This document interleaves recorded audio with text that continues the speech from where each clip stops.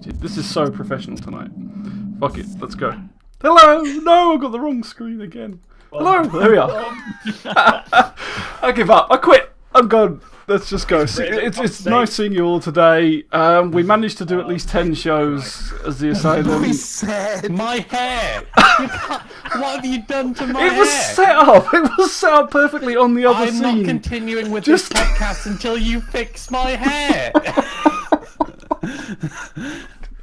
Just give me a moment. I was going to kick it off. And then I was going to fix you. That you see in the streets that you feel sorry for, and then you want to kind of ask for money. That's what you look like. Just heads been caved don't in. look. Shh! Don't draw attention to it. No one will notice. I'll fix it in a moment. I noticed. Just no one in chat has seen it. Let's continue. Good evening, everybody. Welcome to the Asylum podcast. We are having a few technical issues tonight. I do apologise. Hopefully normal service will be resumed very shortly. I doubt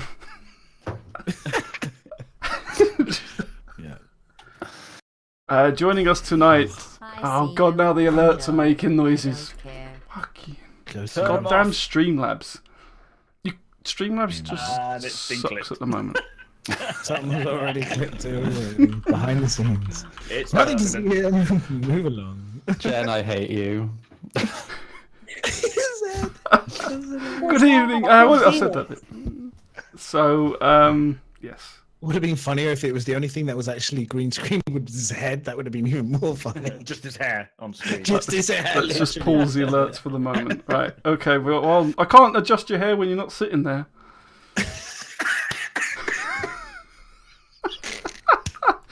I don't even know what's going on now. This is just crazy. Right. Good evening, everyone.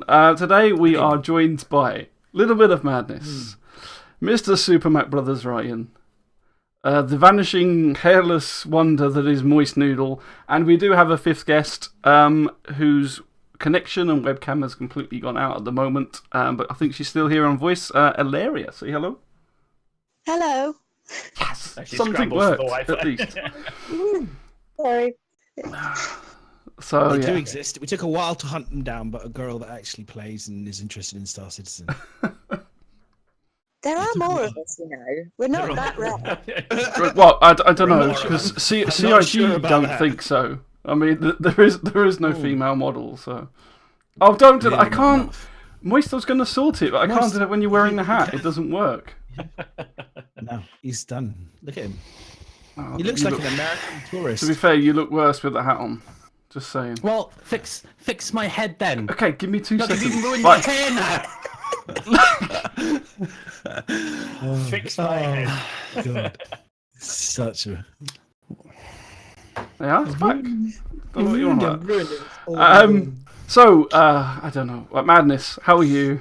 How's Yes. your week been? Start Let's get talking. straight to Start madness. talking and just take the pressure off Start me for talking 5 quickly. minutes. Start talking. Good. It's been a busy week. We're doing cycling. A few people jumped in my stream today when I cycled through London. You guilted me into this because I said that I was going to do it on Monday, today even. I was going to do a cycle today, but I kind of woke up late and then my legs were really heavy and I was feeling a bit sore and a bit tired. And I was like, I'm just kind of excuses as it is. And then you were like, I've done my cycle, right? Because you were going to do it. And I was like, shit, I better do it then. So literally just jumped in, squeezed my fat body into Lycra again. And Well done. You're not like That's an achievement. Middle-aged. What do they call it? Middle-aged men in lycra. What would they call it? Yeah, something like that. it's kind of like that. Mammals. Yeah.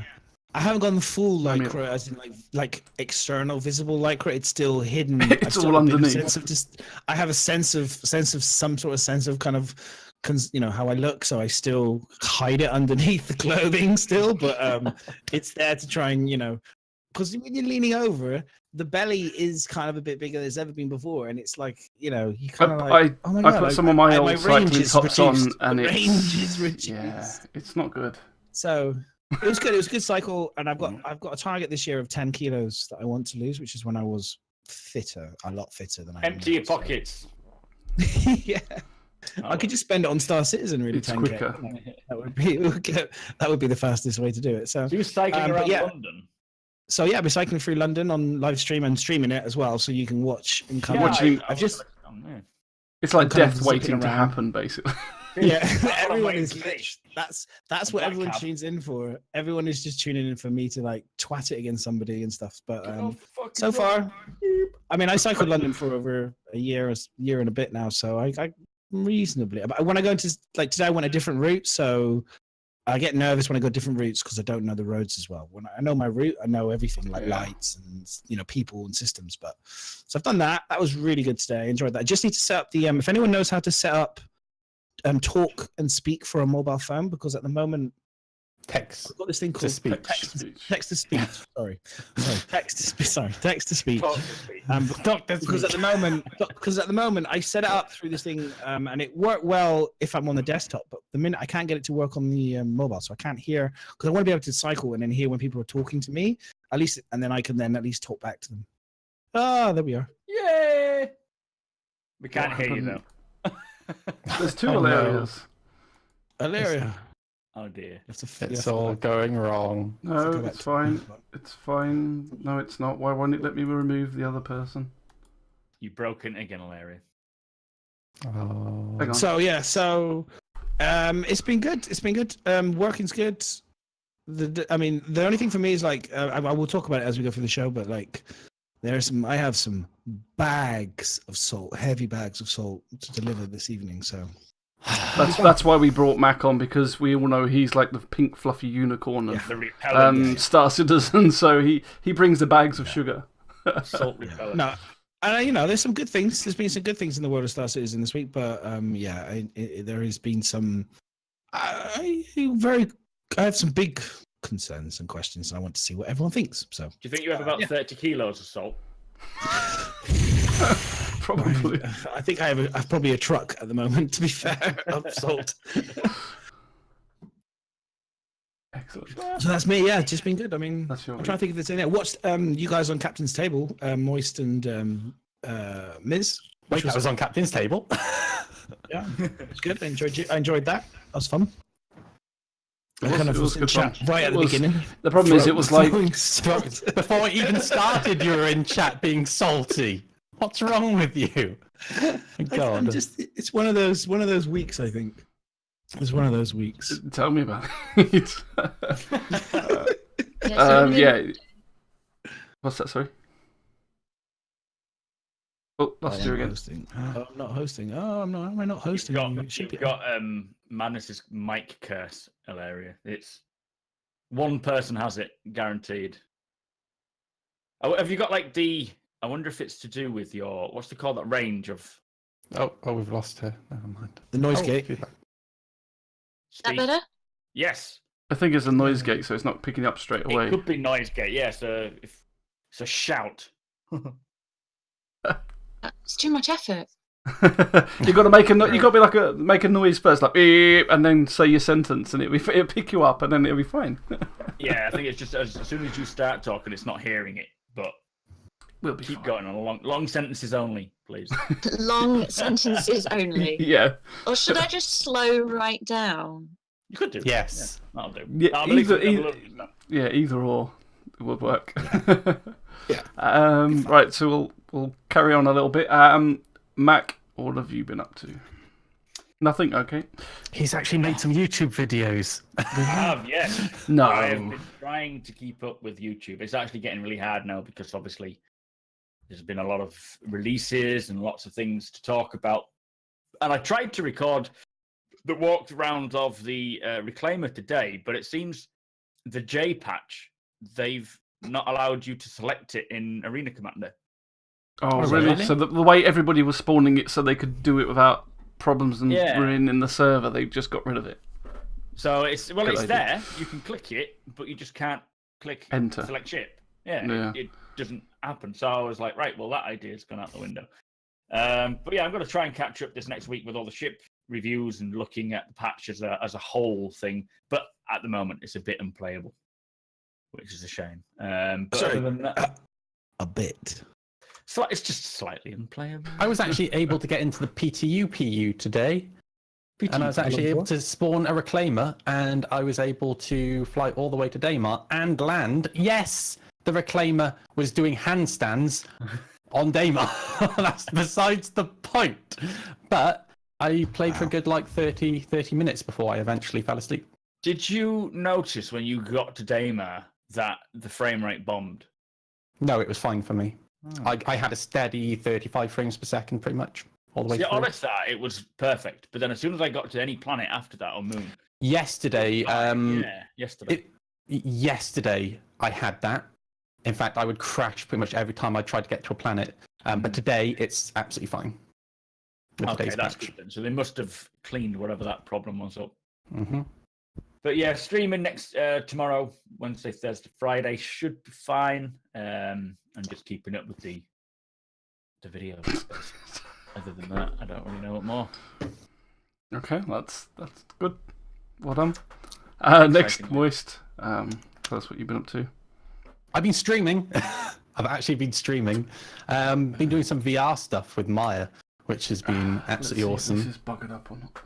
I'll get the clip for you. Sorry, Miz. No, I said I'll see if I'm going to do the next. I'm going to show the clip for you. I'll say let's see if it's buggered up or not. Can you look like an extra from Ghostbusters at the moment? Look, shut up, all right? It's not my fault he's got blue hair. It's really not my fault. He's glowing. He's got a radiant glow. Honestly, I'm feeling a tune, and then I want to throw a trap underneath him and suck him into a trap. It's not my fault he's got blue hair. Where did you put this video of... It's at the bottom of the purple section. Right then, okay. Go on, keep talking. But yeah, played a couple of games with Maya and Astro yesterday. The purple section at the top. It's at the bottom of that section. Astropub, the Astropub. The Astropub. We played Star Trek Bridge Crew, which was a lot of fun. We had to pull up one extra random person, and that person was using an Android soundboard to communicate with us, which was hilarious. Wow. But we did a couple of missions on there, a lot of fun, and then we moved over to From Other Suns, which is phenomenal. And Miz has a clip from that. Maybe. Okay. Are you ready? A great moment. Yes. I apologise for anybody wearing earphones. Oh my sweet Jesus! Oh my god! Oh shit! Oh no! Oh hell no! Yeah. So that was them playing. They both wet themselves basically. So just to explain this moment, that was our ship, and we ended up at a distress call, and the woman said, there's aliens on my ship. So we're like, right, to the transporter room. We literally left the bridge, and that fucker was sat there waiting for us. It was actually terrifying. But that's what we want for Star Citizen, right? Exactly. Yeah, exactly. Yeah. So we want to get that alarm system going. Alien foreign body on board. Absolutely. And it's not a French person. That's literally what you want. That's what wow. Scary, wow. They are foreign bodies. But other than that, just work. Really, work has been awesome this week. Loving every moment of it. End of the financial year. So yeah, that's me. You get like a big budget now that you can go splashing out on stuff. No, I wish. But I did sell a kitchen, so that kitchen's not for sale anymore. Sold it. No, Yeah. but we were just about to shift that for you. Okay, and lastly we have Alaria. So you're not a streamer, but we have you here because we are promoting Britizencon and no madness. That's not why we are. Hey, just take it away. What did you say? He said because you're a girl. It's like he's never seen one before. Okay, just let him have his moment. Okay, that makes more sense now. Explains a lot. This is made. Yeah, hi. Our org is going to Britizencon, and that's why I'm here. I drew the short straw. So they decided to put me on here. Stupidest idea ever. Thanks. Me here, not you guys. You're all right. It's me. What There's have you only got planned for the Right. Britizencon? So, What's the org first? Can we Yeah. find out what the Our org is called the Republic of Laurel. We are an RP community, so we focus a lot on content creation. We build our own lore within the org itself. So we have a history, we have rules, we have a charter and a constitution that our players will follow. But we're not set on a single thing. We don't just do military. We don't just do salvage. We don't just do trading. All of our members have a choice of what they want to do, and they can either join a company that's already within the Republic, or they can start their own. Over time, they have the opportunity to join in with the Council of Laurel, which is essentially our little government, of which I am the Secretary of the Treasury, because someone thought that was a good idea as well. Fancy. I'm shit with money, fun. so this isn't going Me to too. I'm always amazed with people like when they have like actual titles for things within like role play. I think it's fun. It's quite incredible. Yeah, I'm Master and CEO and Lord of my org. That's my Lord of my org of one. Your name is quite long. Wing Commander. Wing Commander Mac Ryan, Just Lord, call me Lord. CEO, Master, and everything in between. Excellent. So yeah, we've like you said, we're sort of Mac and myself are hosting the stream for Britizencon. Mac and myself. Mac and myself. Really? That was right. What's wrong with that? Who's Laurel? What is Laurel? What is Laurel?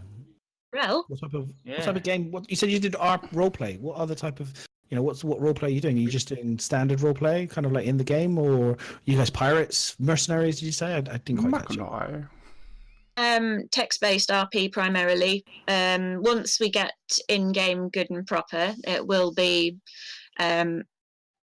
standard over voice RP. We're hoping. You're going to I want to voice so bad in the game. Is that what roleplay's going to come down to? Is basically people go up to you and go, hello, yeah. Get to the reactor before it explodes. Interesting. So, no. Did you go to any of the other events like Britizencon or anything like that? Only came into Star Citizen last February. Okay. So new to it. And the reason I got in was because my husband showed me a picture of the Endeavour. That would work. Mine, That works. Mine. I decided immediately that I was going to play the game. So, see, I tried showing a picture of my Endeavour to my girlfriend, but didn't quite have the same reaction, to be honest. She saw the price tag underneath and gave you a slap. You spent how much on pixels? I don't know Endeavour. I just haven't told my partner the cost. How big is your org? How many people do you have? Like, how many people do you have? check the exact number because off the top of my head I can't remember. We're looking at somewhere in the region of about between 70 and 80 people at the moment. It's about 83, I think. Are you wanting to just keep growing, or are you going to stay at? That was the intention. Too much about what I want to do because I'm not technically leadership. I've got no real say over that. She's but just treasure. You control the finances. Finances, and I Take the money and run. I make pretty tough. To be fair, if you're going to have a position within the org, the treasurer's got to be one of the best because anytime there's a new ship, it's like, yeah, how did you get that new ship? I don't know. It's just my personal savings. Well, I don't. Requisition. It's necessary for my role. That Exactly. 890 jump. Status. You've got to have a status proper, otherwise you're representing. We've got a space, I think, for the show for the evening for a giveaway. So feel free to volunteer one of your guys' spaceships for the time to be on the show. Absolutely fine, not a problem. An Aurora or a Cyclone, Reclaimer even is totally fine. We'll take anything, really. Endeavour. My Endeavour, mate, over my dead body. You ain't touching no Endeavour. Get off. Having that. That's mine. That's fair play. I might give up my Aurora as I can't currently play the game, so Oh no. good at the minute. But My never mind. package is no good at That's the minute enough either. salt for tonight. I think we should just hold the salt completely for tonight. So I was going to go back Are onto we talking about packages at the moment? the FOIP thing. Continue. Have you actually seen the face over IP animations and things? Have you seen much of that? Yeah. Some of it.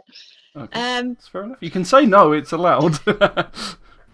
I've been watching some of them. It's kind of weird.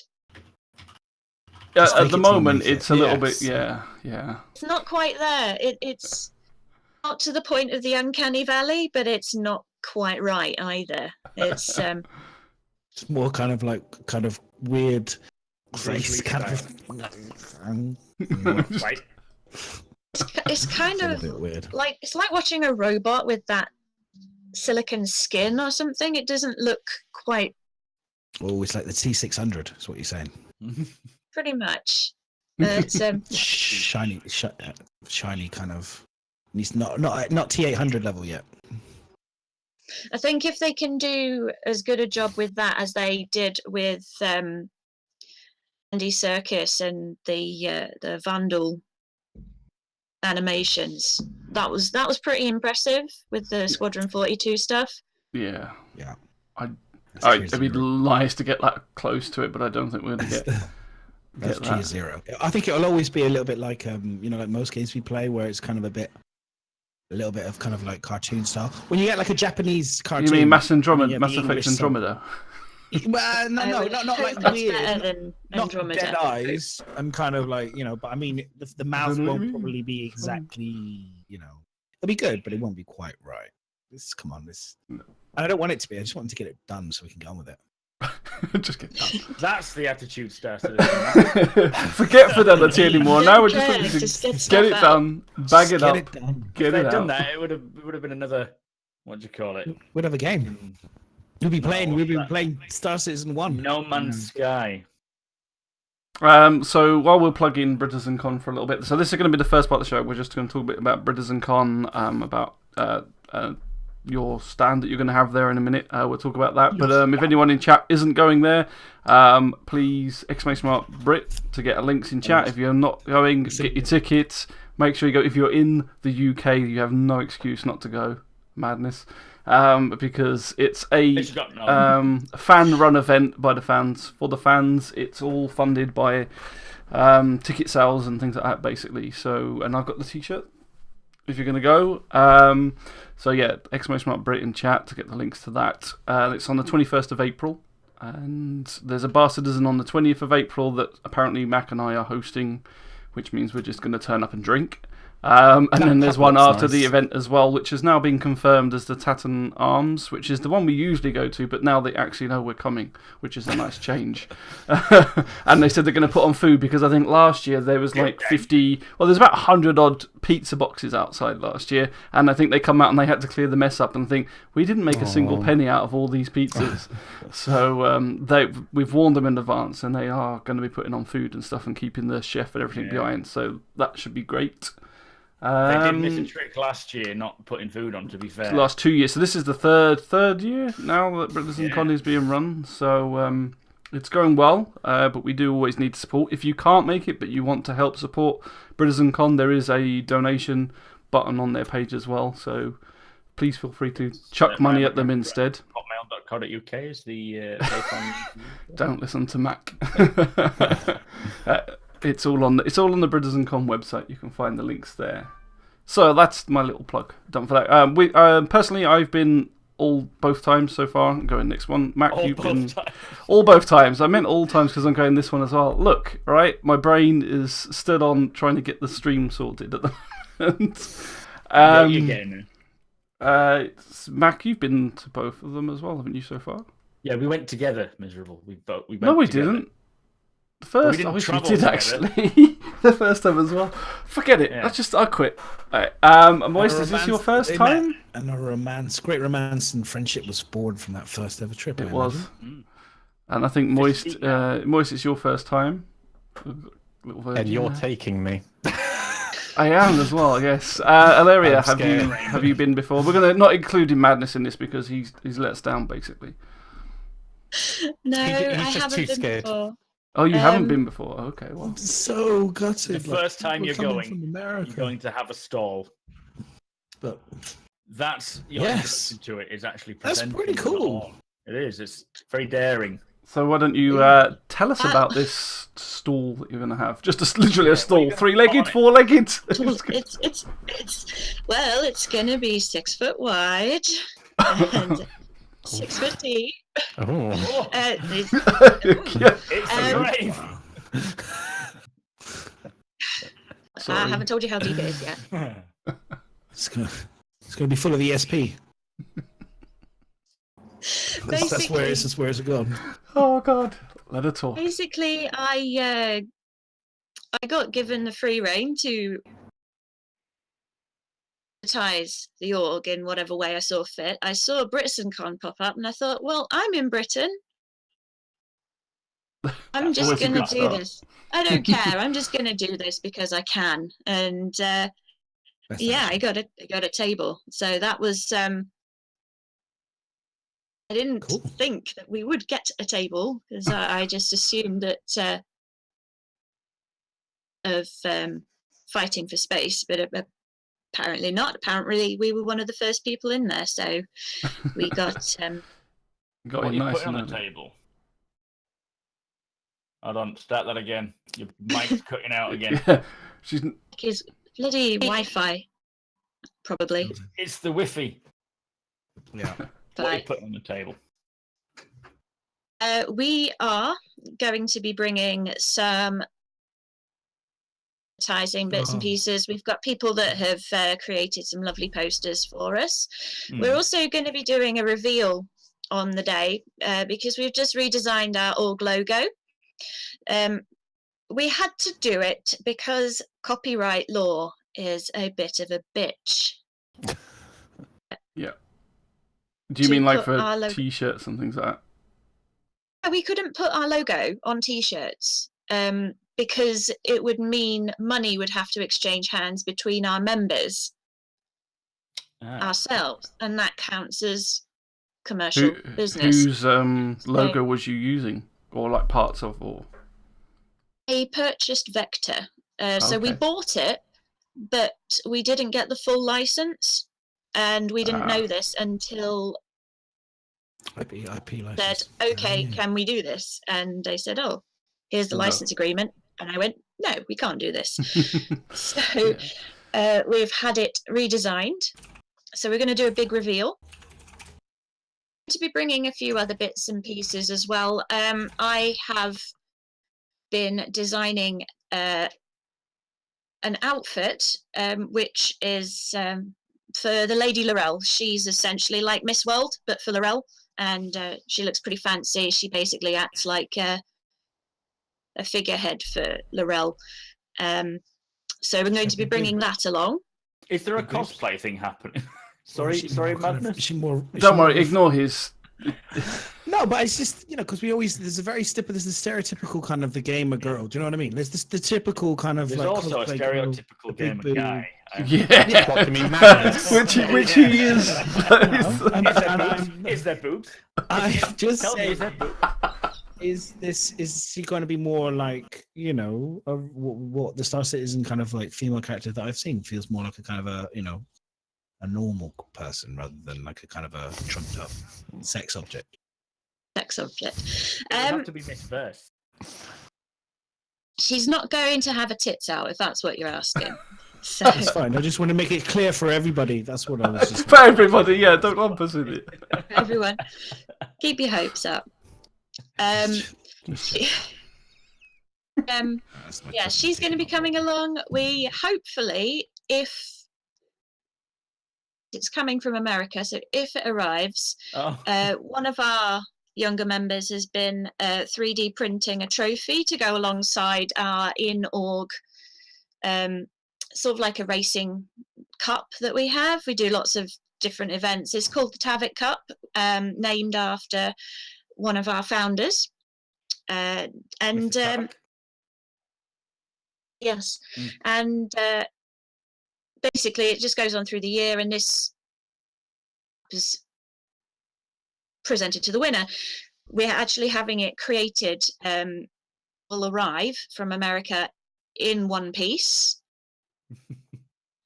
But we've got different bits of artwork and some little trinkety bits that we're going to bring along as well that people can, check out. buy, everything that people pay for these bits goes back into the org fund, which helps to support members of our org who maybe don't have a lot of money to spend on things. So basically our org will pay out a little bit of money to help people get game packs and ships for things that they're intending to do in the verse. So if they can't afford to buy a game pack, and then they'll pay us back over time, either by paying the money back or by doing something else to help support the org. That's how I got my game pack. So you guys are kind of like loan sharks within Star Citizen.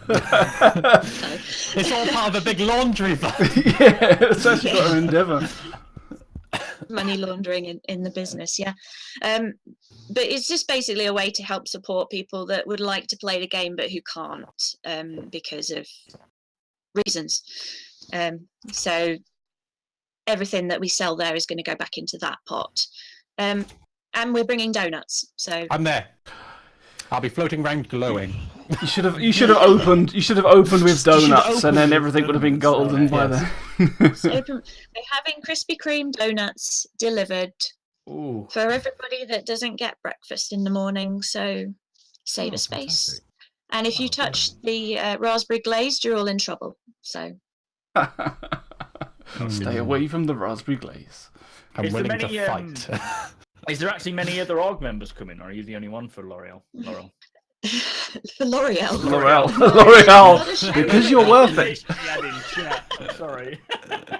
Chat's fault. No, there will be 5 of us in total. Oh, nice. Yeah, which is tip. We're all from the same in-game company as well. It's a group called Winter Main, which is actually a guild that I've been part of for quite some time. They all came into Star Citizen together and have stuck together to be a salvage company within Laurel. So it's going to be 5 members of that. We're all going to be there. We're all going to have cute matching t-shirts so you can see us. So no, it's us. We'll be quite blatant. Is that with the new trademarked logo or the dodgy one? Copyright free logo, yes. Usable. We've had the same issues with like using Star Citizen stuff. It's alright if you make your own and just wear it yourself, but if you try to give it or sell it, it's like no, that's Star Citizen's logo. I got told to take a t-shirt down because it was me punching a Vandal, and the Vandal was actually one of the assets they used, and Disco was like, no. But it was just a silhouette. It could have been anything. You should have said it was the Predator, and then it was the Predator that I adjusted. Bastards. Fantastic. Well, you got a great webpage, I have to say. I mean, the webpage looks really nice. Many people don't have that type of thing. I think I can tell it was legitimately well put together. I mean, webpage says a lot because that means investment. I think Redacted took about an hour, and it took years to do their webpage. So I think an hour. I'm not going to tell you how long it took to do that website because I did it. Probably a while, I'd imagine, or was it quick? Fairly quick, actually. It looks very good. See, the thing is, I can't code for shit. Lost and confused, so I use drag and drop platforms, and so it just goes together really quickly. It does what it says on the tin, though. Republic of Laurel, a Star Citizen community. It tells you right there without having to click anything else. Unlike Star Citizen. I don't know if I was about to say I don't know if the guys at Spectrum have got any job opportunities, but if you fancy a new career change, I think they might. I think you have to be able to code, and I just can't. Well, tell that to them. Wow. The salt. I'm not saying anything. Literally, we need salt cannons. That's what we need. Salt cannons. That's what we need. Could grit my roads with that. New emote going on right now. Salt cannon is on the list. So yeah, the website looks really good. Salt cannon. So are you going to the Bar Citizens the day before and after as well, or just for the event? Day before, because we'll be driving up. We've got to go and collect one of our guys from down near London, and then we're going to drive up to Manchester that night. So you'll need a pint afterwards, to be fair. It'll be going on quite a while. I'm the designated driver, so kind of can't, which is a shame. Just don't get caught. Go easy on the Friday night. Don't drink and fly. Because most people on the Friday night get absolutely shit-faced. I remember a certain board gamer last time got absolutely shit-faced. And disappeared. Seem like the type. Yeah. But, no, we probably won't be out on a Friday, but we will definitely be out on the Saturday, and we'll be hanging around on Sunday for a bit as well. I think one of our guys wants to go to one of the Japanese noodle bars, so if anybody wants to come and join us, feel free. Is it a moist noodle bar? Is this person That depends on what noodles you want. Just ones with blue hair. A moist one. But is this person coming over from that wants to have the Japanese news? Is he from Britain or is he coming from another part of the world? He's British. He's British. Okay, fair enough. I was going to say, 'cause if he's coming from another country, that makes no sense. Why would you come to Britain for Japanese noodles? But It's Japanese guy. No, he is. He's coming from down near where I grew up, actually, near London. Coming from abroad, one from Sweden and one from Portugal. Oh, nice. So they've decided to fly over and see what it's all about. And They won't be disappointed. so it's going to be cool. Yeah, it will be. Hope so. Definitely. I'm Anyway. not going, unfortunately. You're not going. Oh, You could watch the stream, Madness. Last year I was there. I did some good stuff last year. Something happened that was pretty sweet actually when I was last there. Don't remember. Do you remember, Mac? Unfortunately, Oh no, you were Tripped asleep. over a as well. bag, didn't you, or something? I did. I tripped over a couple of chairs, won a competition. But you know, Got a trophy taken away from you. Yeah. Oh wow! I won this trophy. Yeah, we'll need that back. What? I can't believe it. It's coming to an end. I can no longer. I'm gonna have to stream. I think a couple more weeks. I think hardcore with the champ, 2017, and then the champ will. Yeah. Next year. Cool. Fantastic. Yeah, so for those that haven't been, there's quite a lot going on at Britizencon. Obviously, your stall will be there. We have the devs will be turning up. There'll be, I don't know actually if they confirmed how many panels. There's normally at least 2. I don't think they've actually confirmed that. There is a raffle going on, and we've been told that there is a new prize going into the raffle as well. From Foundry 42, they're donating an approximately 6 foot by 4 foot. That's huge. Canvas print. It's a unique canvas print of early concept art, and it's going to be signed by a load of the devs as well. So that will be that's going to be one of the main prizes for the raffle. So I mean, I've already won that anyway, so it's got my name on it. It's in the back of my car. It's fine. There will be some other things. Hopefully, I'm going to be sending up to Ms in the next week. I think some goodies as well for the asylum to take up for people to have, and hopefully we might be able to see if we can get something signed by the devs as well. Considering Erin's there and stuff, we might see if we can get something to raffle away on the stream. That would be quite good later on. So yeah. So those that don't know, Erin and Brian Chambers are also going to be there, as well as it's in Manchester. Basically, it's held there because it's where the Foundry 42 office is. So they can all just pop on, by and visit. So we nearly get quite a few devs turning up on the day in the end, and they do come to the Bar Citizens before. Like last Friday, there was a good load of devs there, and then most of them I think came to the one afterwards as well. So. It's a very good chance to get to meet some devs and ask them some questions as well. Yeah.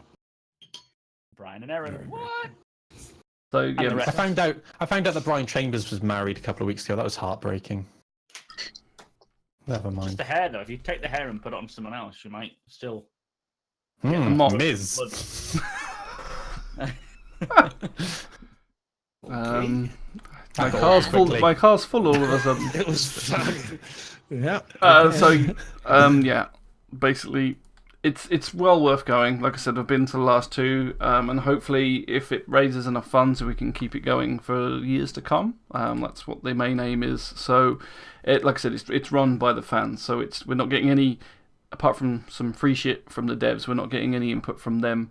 In terms of writing, it's not official, but it's nice to have. It's also important for people that can make it to show up because it shows not only is it a good event for everybody that's there, but it also shows CIG that people in the UK are still interested, and it's because if they're going to put an event on and they want to know what the turnout's going to be like, these sort of events will show them how many people are actually interested in turning up to events and official events and things like that. Otherwise, you're just going to see everything in America, and we won't ever get to see it. So I think it's definitely worth showing up if you can. It's great to meet everyone. Like, I mean, I do with some of the guys. Obviously, I don't do this, but I go along to it. It's a London bar citizen, which I go to every 2 weeks, and we go there, and it's good, and I get to meet people all the time. And what's good about that is if they go up to these events, then you get to know, or vice versa. The word, we get to spread information amongst ourselves. It's just as powerful as using the internet and all the rest of it. So, yeah, it's I agree with Biz. We need more of this stuff going on, really, and trying to get the community engaged in the UK together, because it makes it better for everyone. I think at the moment it's with the game being at the early stage, it's that we're going to see events grow as time goes on. As the game gets more fleshed out, we will see more and more proper event. And I think Britizencon itself is still a pretty modest event, but as time goes on, it's just going to grow and grow and grow. And it'll be crazy if we ever get to the point where Britizencon's like this huge event with thousands of people, like Comic. No, that's too big. But, just this massive event where you've got hundreds of people, well, thousands of people. It'll just be phenomenal seeing that sort of thing. But it is cool at the moment, isn't it? It would be cool. It would be very cool. And I mean, who knows? I mean, at the end of the day, we talk about a lot with Star Citizen and CRG in terms of the technology that they're producing, potentially being used to develop other computer games and other things. And who's to say that Britizencon couldn't become more than just Star Citizen? They could become other games, other things that CRG are developing or Cloud Imperials are developing in the future. It could, like you say, it could become something huge. So, we don't know, and you want to be part of that. That's the great thing about this. That's what I loved about it last year, was like, here's a small group of people. You got to meet some of the people that you see on Twitch. You got to meet people you see on YouTube. You got to meet people who are developing the game. You may not get to do that in 5 years' time, because it'll Don't forget the barman. The barman and the barman and all the rest of it. It might become, as these things grow and get bigger, things change. So right now it's like it's super cool, and you get really close access to a lot of people that you probably wouldn't be able to do if you went to CitizenCon. Really, I don't think. Probably a bit too close for access. Yeah, maybe one or two people. I think there was a little bit too close. Yes, but all respect for Brian. It's a good thing, though, for people like me, especially, who don't get to go to these events quite as often as. It's difficult because of where I work and how I work. It's a pain in the ass, to be honest. But getting to go to these events is really nice. I remember going to my first MCM Comic-Con in London.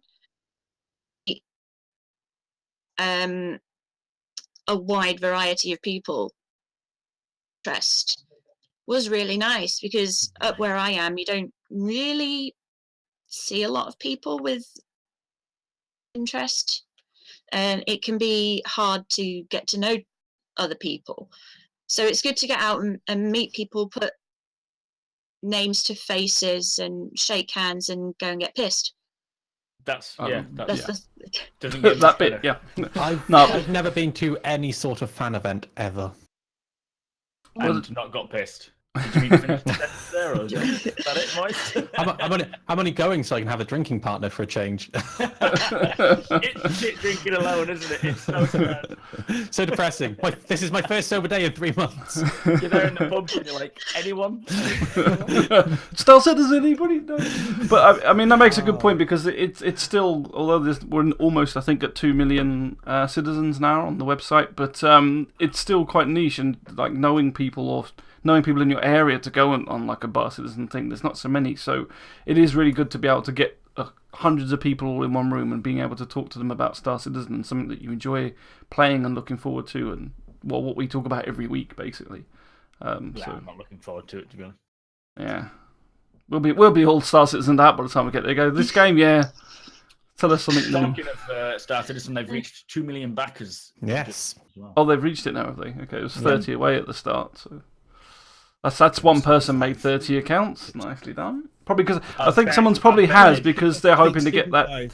It over with another 5. Well, they gave away a ship, didn't they, to the millionth citizen? So that's probably why everyone's probably gone there and made alternate accounts to try and be the 2 millionth citizen. That last from the base, she was the 1 millionth, wasn't she? Yeah. Yeah. Can't remember her name now. Fuck. How to make it big in the world of Star Citizen? Just get that 2 million number next to your instance. She said that a lot of people contacted her for her account now, so I expect the number 2 million. Yeah, Had loads of people being like, "Can I get your account?" That's what I'm saying. Yeah. That's why people would have made loads of accounts and then just deleted Be them. right back. I just need to send a message. Eden Star, that's the one. I couldn't think of it. Yeah, that's it. Yeah. But it's funny because she was the millionth citizen, and since then she's like really got embroiled into Star Citizen, doing her own podcast on the base radio, I think it is. So yeah, it's. I don't know that any other podcast, unfortunately. There is no other podcasts. That wasn't even English. I don't even know what that said. There is no other one. There is no podcast. I don't know. Okay, only one. cool. Right, well, I think we're all in agreement that Britizencon is a very good event to go to. Yes. Can we get on to some sort? That's what I'm saying. So we're gonna roll on now to some Star Citizen stuff that's not Britizencon. Yeah, But if you haven't got your tape, exclamation mark Brit in chat to get links to Britizencon. Exclamation mark question or question mark or whatever in chat to get to our question form if you've got any questions for us on the podcast or for Ilaria and about her stall. Yeah. Not that one that you're thinking either. Her stall. Not the stall sample. It's all mine. It just belongs to me. Yeah. All these goodies are mine. The costume and all that, and the Miss Universe. That is mine. Oh, no, that is mine. Miss First. That's what it needs to be. Miss First contest. I thought we'd need to kind of get female characters in game. Well, it won't be there, unfortunately. So Yeah, does that suck for you that there's no female characters? Is that like a real pain? I tend to play first person anyway. Yeah.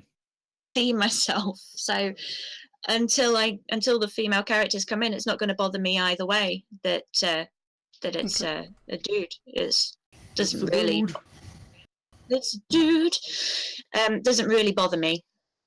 I'm happy to wait so long as it's done right. Not ridiculous. So tit monster. you're happier that it's a bloke rather than a really badly made female. No, I agree. Yeah. Exactly, not a huge tit monster. Tit monsters. Although we all know what Manus' intentions are. Let's not have this discussion. Thank you. So strange. I mean, I will be playing as a female character for sure. I do like Some foot motor. With a very deep voice. with a slightly deep voice. Yes. Some guys that I know who actually say they prefer playing female characters because if they're going to play in third person, they want to look at a nice piece of arse.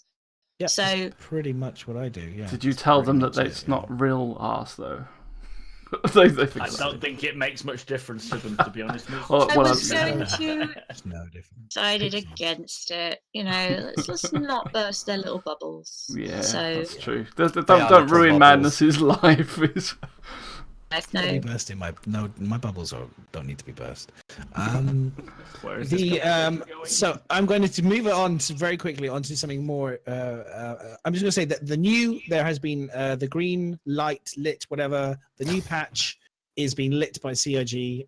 We should hopefully, because at the end of the day we all know how we can't play it. Like most people can't play it. It's breaking all the time. It's crashing all the time. So we've been desperately wanting to know if there's going to be a new patch. There is. It's been greenlit. It's coming through, hopefully. Patch 735941. J's out. Patch J's out. That moist needle sticking around with the asylum. Because I can just seeing big smiley faces. Yeah, I saw that. I'm not doing anything. And moving the links. That was literally. That wasn't me. That wasn't me. Um, That actually wasn't me. And greenlit. What's that all about? It Yeah, means, so it goes through testing phases before, so QA have it, and then when they greenlight it, it gets dropped to the actual It's now in PTU the server. first wave. It's on the first wave of testers as well, so it's no longer subs, concierge, and evos. It's in the first wave of testers, so they're not going to be able to play either. I know.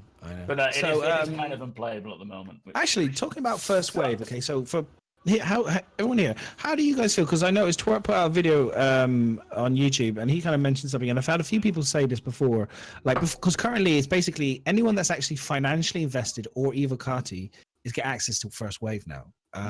I know some people who are first wave who haven't been particularly wealthy, who don't have a lot, who haven't paid for the subscriptions and all the rest of it. aren't in, and they're a bit salty about it. And I was like, I was kind of going boo-hoo because I didn't get to go in first wave for ages, so I really don't give a shit. But they obviously do. So I'm just curious what you guys think about it. What do you think? It's a real shame. I think for if them, you're or- paying extra, fair enough, get in. You know, there's nothing wrong with that. It's a good reward. Yeah, but like, did they say? Have they ever actually said just because you was in first wave the first time, you're going to be in first wave the next time? I don't remember actually ever saying well, that. it's Just because you got it once. Could I just disappear off Zoom, by the way? It was a No. perk. It was a perk before that if you were active, and they would do select samples. So that if you had done 3 PTUs consistently in a row, there was a chance. I think it was that you were privileged to be selected to go into the first wave. That was kind of the It is still that. It is still the more active you are, the more Yeah. you report on the issue council. That's what. But is there's still selected no for first guarantee wave. that. But I don't think they've actually guaranteed access. I don't think so. I think it is. I mean, you can lose first wave. I know a few people have said that they've lost first wave, but they haven't been playing the game. Yeah. It's they want people who actually put the time in and report bugs to get the access, because that's helping ultimately get the game ready, isn't it? I mean, Yeah, we're exactly. And I mean, still I've been going. reporting loads by pressing that grey button that comes up every time it crashes.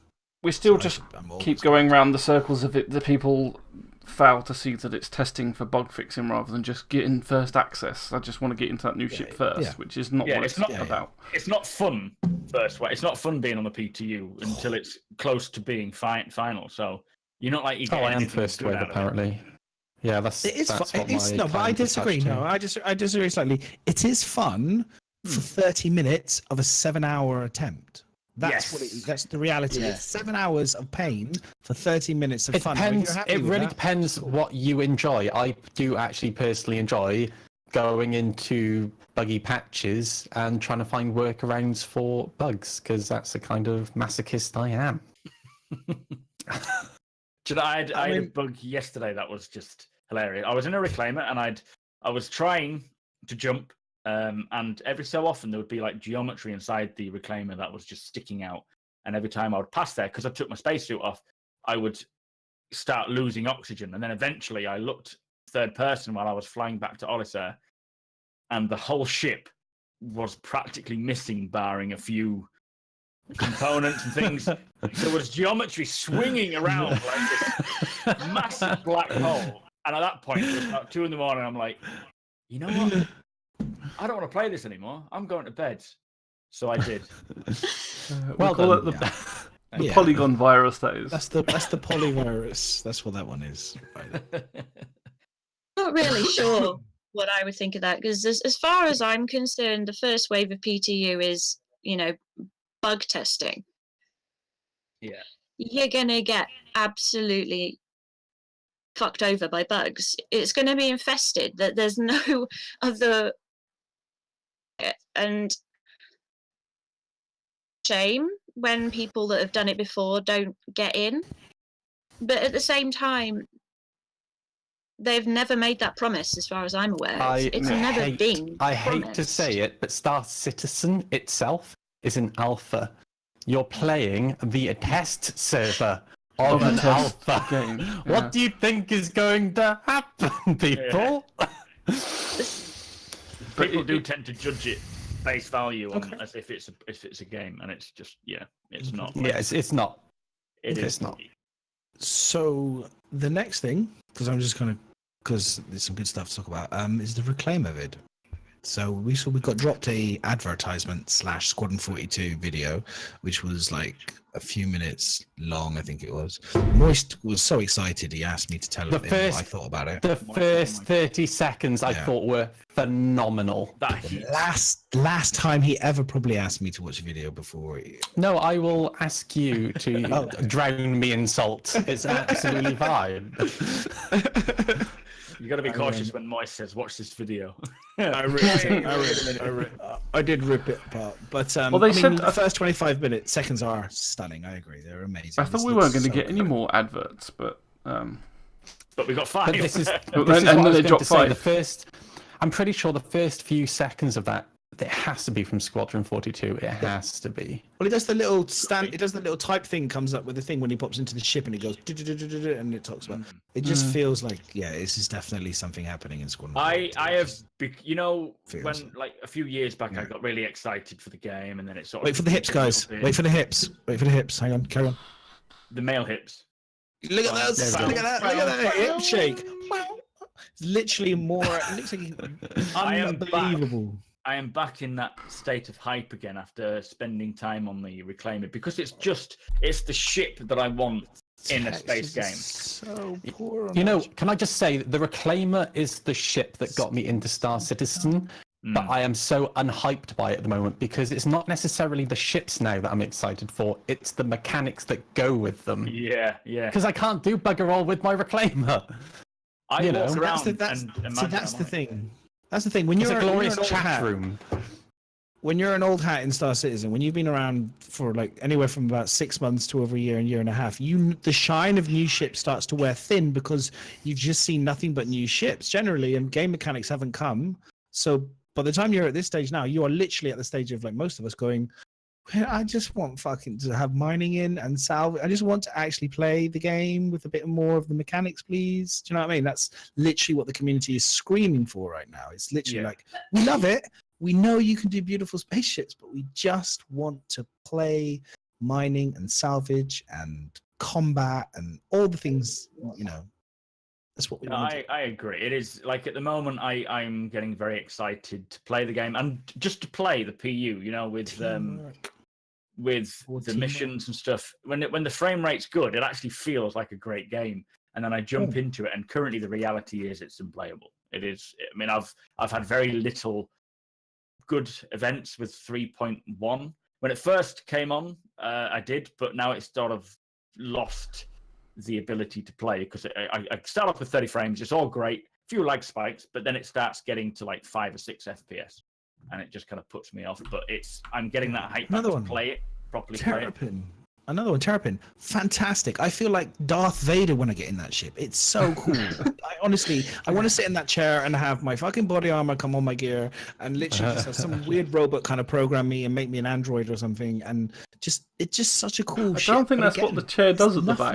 I don't think it doesn't it's not. It's strap armor to you. I would like variant. I would like a variant. A droid variant. It just puts your armor on. I was like, that would be literally, that's like my Emperor kind of like arrival ship type of thing, you know, kind of like bad. Yeah, it's cool. I love the styling. I said I love it. I think it's a great ship, but it doesn't do anything. The mechanics, it's just another it's just another pointless ship, and it's really sad because I want to have more love for these ships. I want to be like super hyped because I'm going to have scanning this patch as well. You know what I mean? It's like now I've just got a ship that I can't do anything. It is kind of true that you do. It is kind of ship after ship that you can't really do anything with. But it is. I've always thought this, like getting the ships in early allows us to iron out any bugs with the ships before the gameplay comes in. And I think that, you know, there's a lot of people that say, I want my ship in game. Why is my ship not in game? They put it in and people are saying, well, why put the ships in when they're not functional? Like, well, people want them in. So I think they are bringing out ships now that are more aligned with the mechanics that are coming. Squadron 42.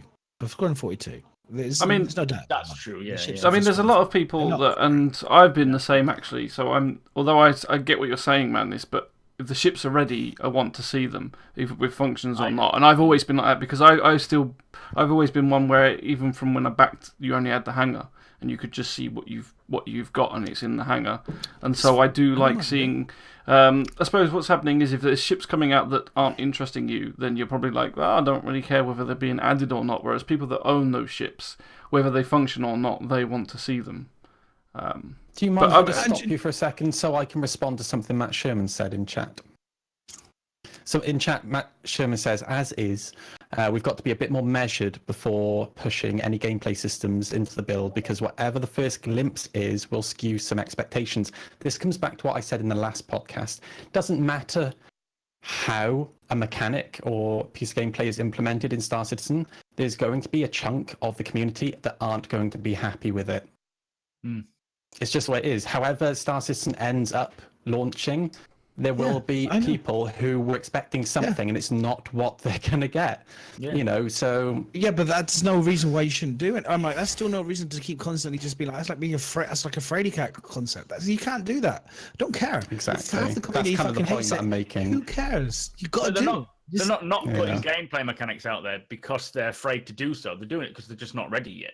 But they are obviously working on it. You know, that's. I'm sure. But my worry is you've got a Starfire. You don't want to have a Starfire scenario again where you got a fuel ship for 2 years with nothing to do with it. That's the worry. That's the concern. And I'm just going based on history because that's all we have to play on.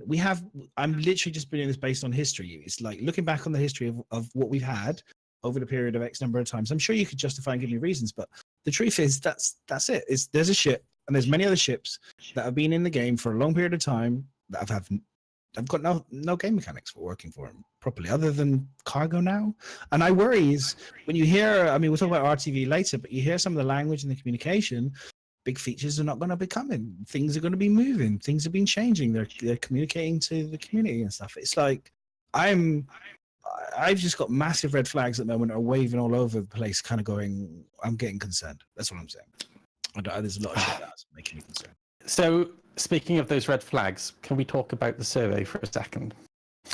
Yeah, I mean, I brought it up, so if people want to carry on talking about this briefly, does anyone else got anything else they want to add? I was only going to say that my main thing that I'm waiting for is the science stuff. Mm-hmm.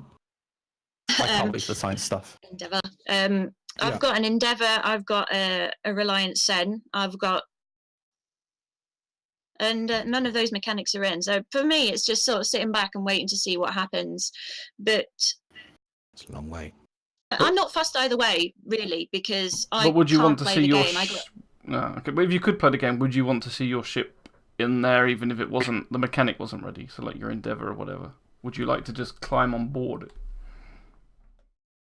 I would rather see it properly implemented, because if I get on there and kind of ruins it ruins that anticipation, and I'm okay with waiting. I'm fine with that, not just because I got hit by the ram jump. Yeah, but that, I mean, that's warning. Yeah, hopefully that's something nice, that's going to be fixed rather than. I hope. Yeah, but it was a pain in the ass.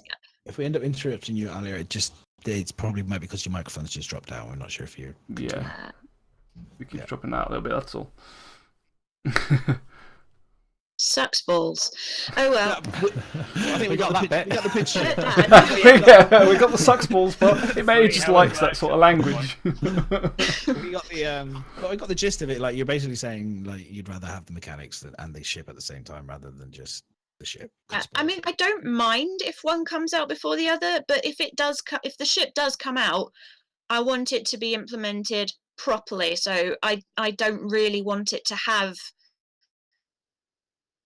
the geometric errors. I don't want to fall out the lift, get ejected into space randomly. Are you saying that's something that happens in Star Citizen?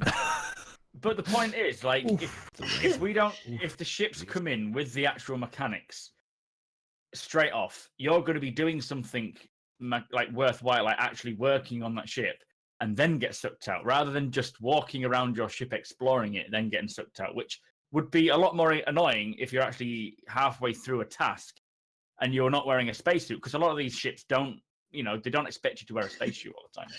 So, but I know. One of our first group outings was on a Caterpillar. We were doing a run. We decided to practice escort runs. Caterpillar. I stood up from the co-pilot seat, and the next thing I knew, I was 5,000 K behind it, thinking, "What the hell? Did somebody fart?" Just madness. Was it you? It was you, wasn't it? We'll blame you. But I had to EVA back to the ship because they couldn't see me. They couldn't figure out where I'd gone. So if only we had. If only you had that personal beacon. Yeah, if only. But it was funny. It very funny, and that's why I don't mind so much if it all happens sort of with its mechanics, because you know you kind of understand there's going to be some bugs and some glitches. I just personally don't have a pretty ship. I want to play with my pretty ship. I want to Yeah. I want to get that hadron collider and start blowing particles up. You know, that is going to be cool. I get what you mean. It's almost like opening your present on Christmas Eve or before before it's ready. You know what I mean? It's like, so some people want to see it and they're happy, they don't care what sort of state it's in, but other people, that will ruin the feel for it. They want to be able to get it and take it out and ride it or whatever it is that you got and have it functioning.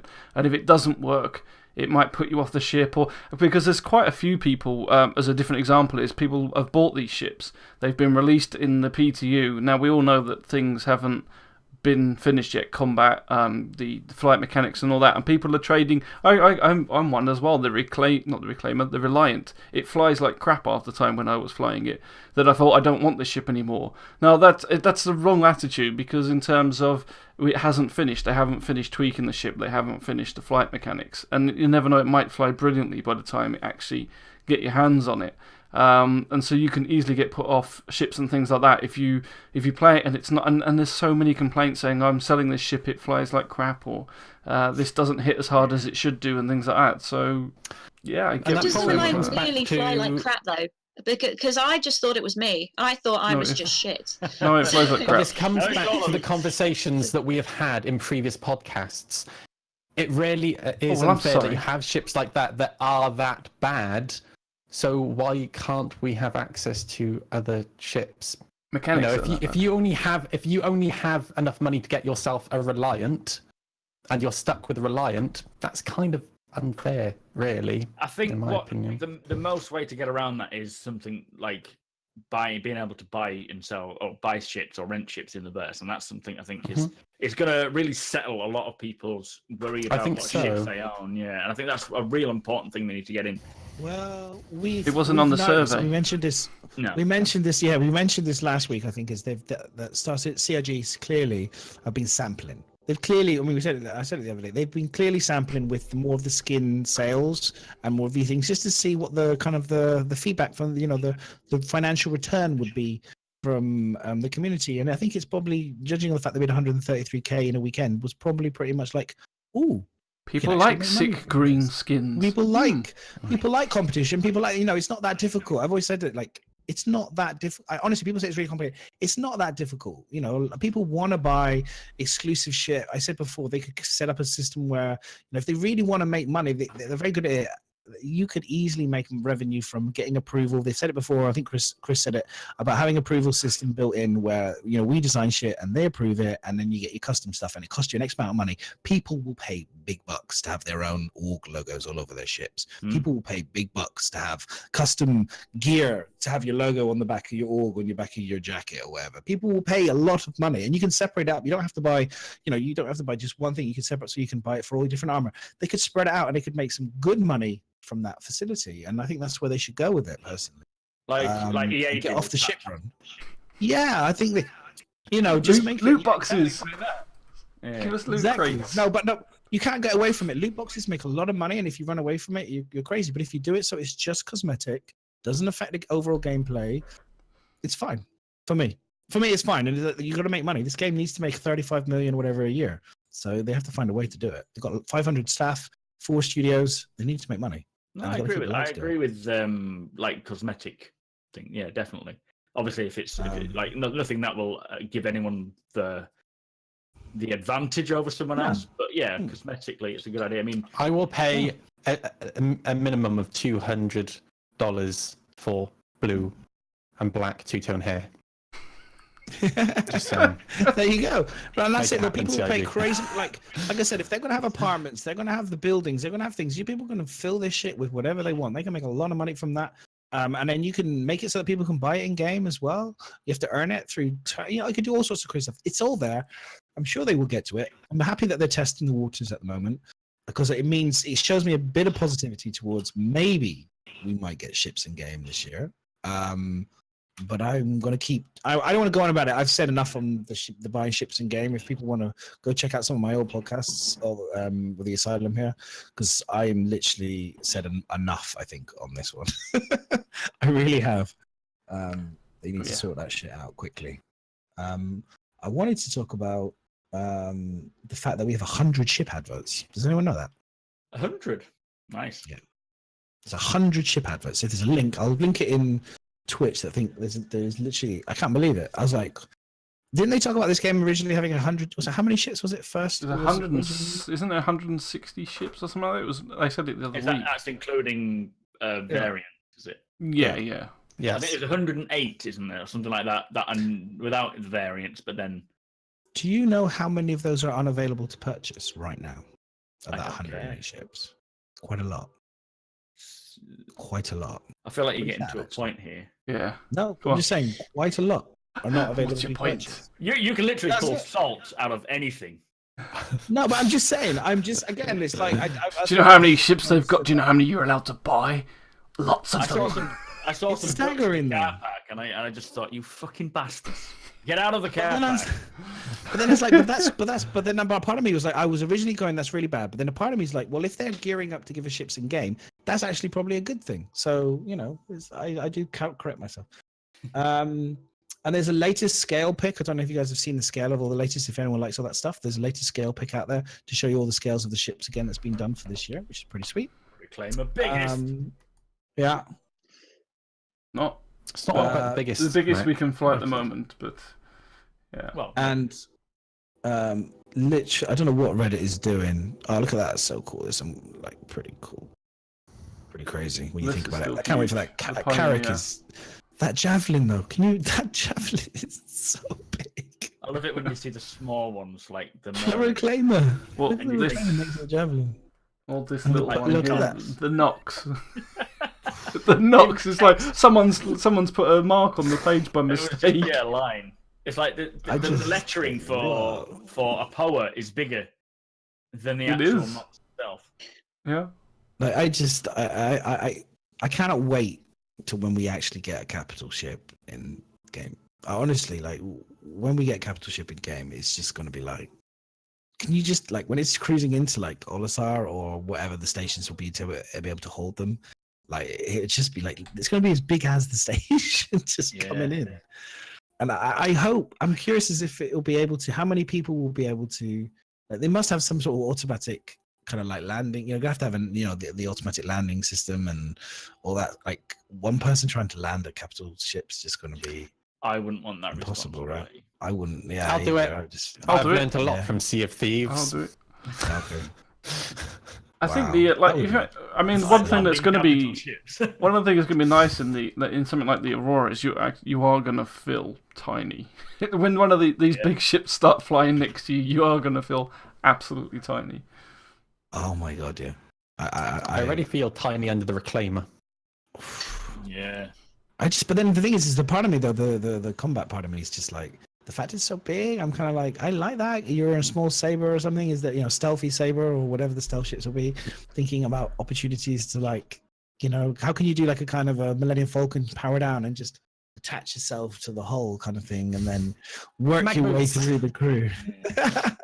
Which should be pretty cool. Anyway, I mean, that is one thing with the bigger ships is you might be able to do that, like approach and sort of get in without being seen so easy because it's such a big ship. Yeah. I hope that's the case. I hope it will be, could you imagine like as well, like keeping tab of employees and stuff on these ships? Like how many people, like... Oh my God, yeah. Being someone that's not supposed to be on there is going to be easier the bigger the ship. Yeah, I think so. What do you do? I'm the doctor. It would be nice if you could knock someone out and then take the clothing and then sort of blend in. Yeah, that's a man. Could you imagine like you could be on the ship for months something from a locker. and they wouldn't know? You could just raid lockers and find someone's uniform while they're asleep. Stab them, obviously, first and foremost. It'll be a lot harder to do that in a herald. I wouldn't ever want to role play a doctor if I was doing that. Can you imagine somebody approached you about their hemorrhoids flaring up again? Yeah, you want to speak to my friend. You realise that the uniform you've got is the captain's and you walk around. Captain. So, RTV, ATV this week have been really interesting. Let's If do anyone ATV. wants to- Let's do ATV so we get away from the salt a little bit, and then we Yeah, can go yeah, to yeah. RTV. Let's do ATV. You're not going to get away from the salt. Let's ATV go was ATV. quite good. Now, ATV, I really liked it. I agree with Biz. I thought it was really good. I like the studio update was solid. The audio guys are fantastic. I can't really fault them too much on anything really they do. So, and it was very informative. And I like the way they took us on a little journey of showing us how they did the audio and stuff. I thought it was fantastic. I really enjoyed it. I thought it was really well done. Usually, Really when there's like an ATV about audio and it's about the music, don't get me wrong, the music, Pedro and Jeff, they're extremely talented people, but I always turn the music off in games because I want the experience. I don't want I want the immersion. But having the ambient sounds of space stations, and what got me the most was the fact that the weather affects the actual external weather affects the sounds and that was so cool. That was phenomenal. So Imagine cool. being I agree. in a storm while you're inside, like you're taking shelter in an outpost, or you're exploring a wreck, and then you can hear the wind rushing, and the idea that you can actually tell your proximity to an exit while just based on the weather itself is quite clever. Well, that's what I love All about I the care Witcher. about. All I care about is hearing the scuttling in the air conditioning pipes. In your suit's helmet. Face hugger. But the Witcher does that when the weather changes, or like when Sea of Thieves or any other game, when the weather changes to like a storm or kind of like wind blowing and snowing, it just takes you to that place of it makes you fully immersed in the moment. I agree. So no, the sound is super important, and they're doing a great job. Yeah. Speaking of sound and Sea of Thieves, Matt Sherman, can we please have an accordion? That would be great. Thank you. Get to work on that.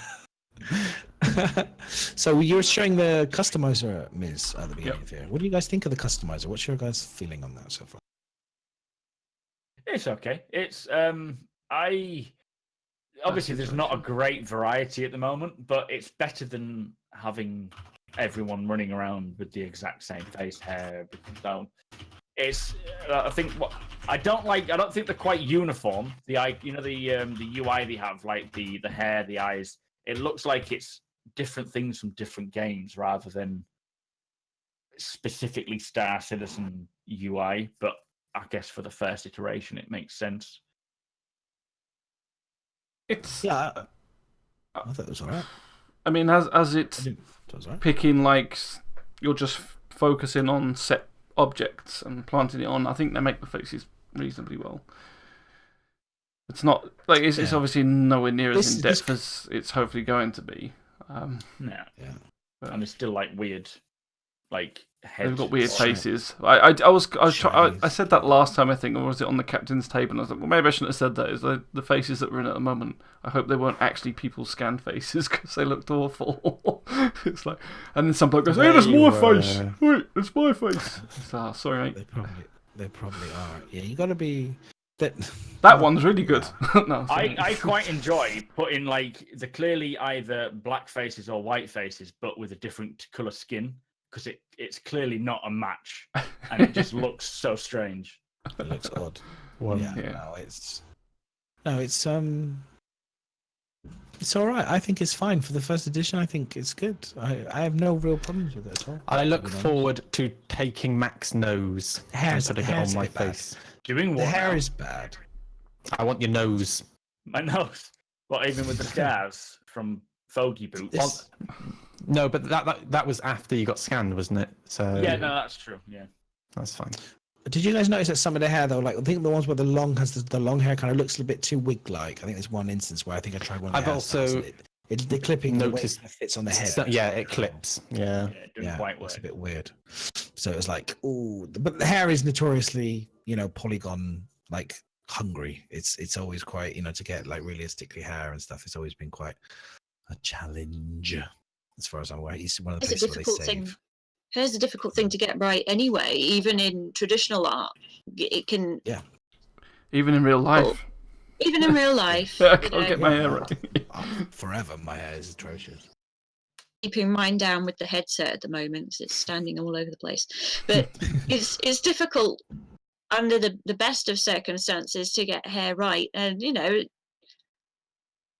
eventually just needs a bit of tweaking, a little bit of finesse on there, and it'll Bit of hair tidy it gel, up and make it look cool. hairspray. So, It'd be fine. bit of hairspray, bit of wax, some Also great. volumizing mousse, and you'll be fine. Or as Magic Mo says, just have everybody bald. Then you don't have to worry about it. Like the Matrix all over again. Yeah, it'd be so much easier, wouldn't it? Someone's going to go, I'll pitch that to Chris Roberts. That's a great idea, right? From now on, everybody's going to be bald. If you want hair, you just paint it on with a brush or something. What do you guys think about all the legacy armor and stuff that was on the catch up?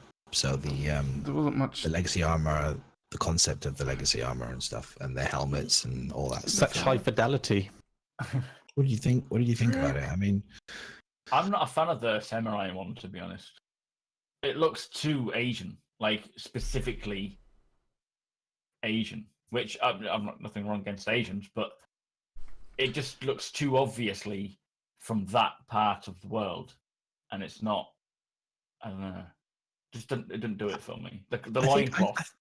I think if I had a lore, I think maybe there's a lore story, but if there was like a lore story to say that this was a particular gang that was from Japan, then I'll be like, yeah, I get it. Like, and it had special kind of like armaments, and this was the kind of like, that I would be like, yeah, that's cool. Like I think in Mass Effect, they have like different gangs. It's one of the scenes where they meet these different gangs from different places, and they're like the yellow, I don't say them saying the yellow gang and stuff, but they actually had names and stuff. And I would be like, I'd get that if this was like a Japanese faction, and then there was a slight variant, then that would make sense to me. It would be, it's still a bit weird to have it like now, if I'm being honest. But that would explain it to me a bit better. I agree. But do you think this is because we're getting more of this modular type armor where you can swap the heavy with the light pieces and things like that? So they're trying to make it a bit more generic and a bit safer rather than having bits coming off it and like what we would probably maybe imagine a more sci-fi looking outfit. It's trying to keep it a bit simple. If they lost the loincloth, which has no relevance whatsoever. I mean, a loincloth is to cover your fucking genitals. No, the loincloth in this respect is because it looks awful. Like trying to do armor that doesn't look like you're wearing a pair of pants is like some of the other games I've got it and it looks dreadful. Have you seen the heavy armor military stuff the guys wear? They wear literally a bulletproof. It's like a big sheet that sits down there. That is literally like, have you seen the ones where the guys like, I think it was in America not too long ago, some guys robbed a bank and they had like literally, with the bomb thing comes up here and literally slits. Their body armor, if you see the body armor, they've got like a massive pouch, got a huge fucking great big like machine gun, and they have these bits that dangle, that hold down the front to protect the front of their legs, to protect obviously the groin area, and they're all plated and like bulletproof and all the rest of it. So for me, same at the back as well, that makes sense. That's actually genuinely legit. Like I'm cool with it. Bulletproof loincloth. Yeah, but this one looks more like a tea towel. It doesn't. Yeah, I would say it's not quite. I need someone dig out a picture of like a full-on heavy-duty military thing where the armor. You should know he's played PUBG. Put it in chat. Seen it in PUBG. The armor bit that comes and it's arms and then the full down to the groin. Yeah, it's like GTA 5, isn't it? I mean, it's the most important bit that you want to protect, doesn't it? Really. My brain, I think, would actually be probably more important. Joke. It was a joke. Well, Ale's like, nah, your brain's in the jar, Mac. It's fine. Just leave that behind. Completely indifferent to me. I'm just sitting there, just thinking of the bulldozers from Payday 2. I'm just wondering if something like that would work in space, because that shit's hard to take down. I mean, anti-gravity would be having a problem. It might be starting to float up a lot. That's the That's like loincloth in the face. It's actually protecting my nose. Well, we already have that with the outlaw armor, though, wasn't it? With that skirt thing that's on it. It's just every time you get any cigarette stuff. It doesn't look good. It's like, it doesn't look good. It doesn't look constantly getting in the way. No, What the fuck is that? I'm trying to think out. Thinking about it though, if you did have something like that, the bulldozer with the big huge gun, he's going to be constantly spinning around from the force of the recoil on that thing, isn't he? He's just never going to get his shots off. Well, they've said in the game that they've got the idea. This is like the idea is that the jets in your suit counters the force that's the force that's sending you back. Funny, is it? That's not fun. Come on. It would be funny though if you're like Right, who's Would got be the funny. machine? Take it. And there's a guy in the corner, like spinning around, just fucking firing constantly. Like, get back! Just stop firing. See, Army of Two, like I love that game, Army of Two. I mean, in terms of styling and the way that they kind of styled it, the game itself wasn't very good, but the way they styled it and stuff was pretty cool. And their armor was, I always remember it being like really sick. And that's what I would like a bit more. Just give me more skulls in game again, like the shipjacker skull with the horns and stuff. That'd be cool for the heavy. That thing is cool. Like I did like Army of Two as well. The design on that was pretty cool. As I said, it wasn't fantastic as a game, but it was enjoyable. Little lucky cat things was always interesting. Yeah. Get the good scope on. No, for sure. But interesting. And then we've got this legacy armor. This is so boring. I don't know if anyone else. This is so bland. This armor. I'm like, I don't care. This literally looks like a concept artwork. I'm sorry. I get the feeling why, like they sort of brushed over this and the senator outfits because I don't think many people are too bothered about them. I mean, we've had these outfits obviously for a while, which is why the legacy outfits, and I just want to see new things in the stores. That's exactly how I feel. I'm fed up with stuff getting reworked. Let's move forward, please. Yeah. 100%. I agree. It's like, if you want it to be, they talk about wanting it to be legacy armor, then leave it as legacy armor and move on to the next stuff. It's fine. It's fine. But I think it's more bringing it into the modern method of building it because the assets use a lot less memory and all that sort of tech stuff, which is necessary. But just don't tell us. They changed the designs though, right? Yeah, exactly. I agree. Don't tell. Just put it in there. Leave that as just little surprises that we talked about. I think and other people talked about. Leave the surprises for us. They don't have to show us everything. Leave a few little sneaky surprises. They were good at not telling us 3.0 whatever PTU was live, wasn't it? That was a pretty nice surprise. What else have we got? I must say the tree stuff. Did you see the tree? I'm like, ooh, sneaky speed tree. I can't wait to see this. They showed a tiny little section of it in there. It's like, that's coming some point in the future. Yeah. I was like, you know what actually blew my mind? I actually looked into Speed Tree last night, and I didn't realize how many movies the Speed Tree technology was used in. It's phenomenal. Like pretty much every movie that I've watched ever. It's part of Lumberyard, apparently, isn't it? And I think Elder Scrolls, one of the Elder Scrolls used it, something on that. Okay. But it's part of the package in Lumberyard, so it's actual tech built into the engine, so it should. Yeah. So it's Crytek technology then, basically? No, Lumberyard isn't Crytek. Lumberyard is Amazon. Amazon. No, I mean the original. Was it originally? Because I know that the Crytek was bought obviously by Lumberyard, and they changed the name to obviously Lumberyard. But the actual. What I'm thinking is this coding actually the CryEngine's coding, or is this new coding from Lumberyard? I don't know. I honestly don't know if it's Speed Tree is in CryEngine 5 apparently. Yeah, but it might be modified. That's the truth. It might be modified, but I know because we all know that CryEngine, like when you think of like Crysis and all the rest of it, when they did the cities and stuff, the foliage and the grass area always looked so good. And Chris always says, doesn't he? We're going to have Crysis level of detail. That's a lot of things. Yeah. No, I agree. Well, that's what I think that's what a lot of us are desperate to see. I mean, these obviously they've got to get the technology there, and the bare moons and everything are wonderful in terms of what they've managed to do, and to get the procedurally generated moons in is great. But I think most of us want to see some form of living world that you can actually see yourself on, rather than just rocks. So I think that's a big thing that people are looking forward to. Have we got any, just before we go anyway, have we got any questions in the questions, by the way? None. Nobody wants to ask any questions tonight. Daku has just given us a question, so other people can go. He says, what do you think of the Nox Q being back on sale? I said it makes sense. It'd be nice if it worked. It's the Nox Q has come into 3.1. They pushed that into 3.1. We've had the Nox already, but the Nox Q is different. It's the different variant. So, does it handle well? It's the one that works.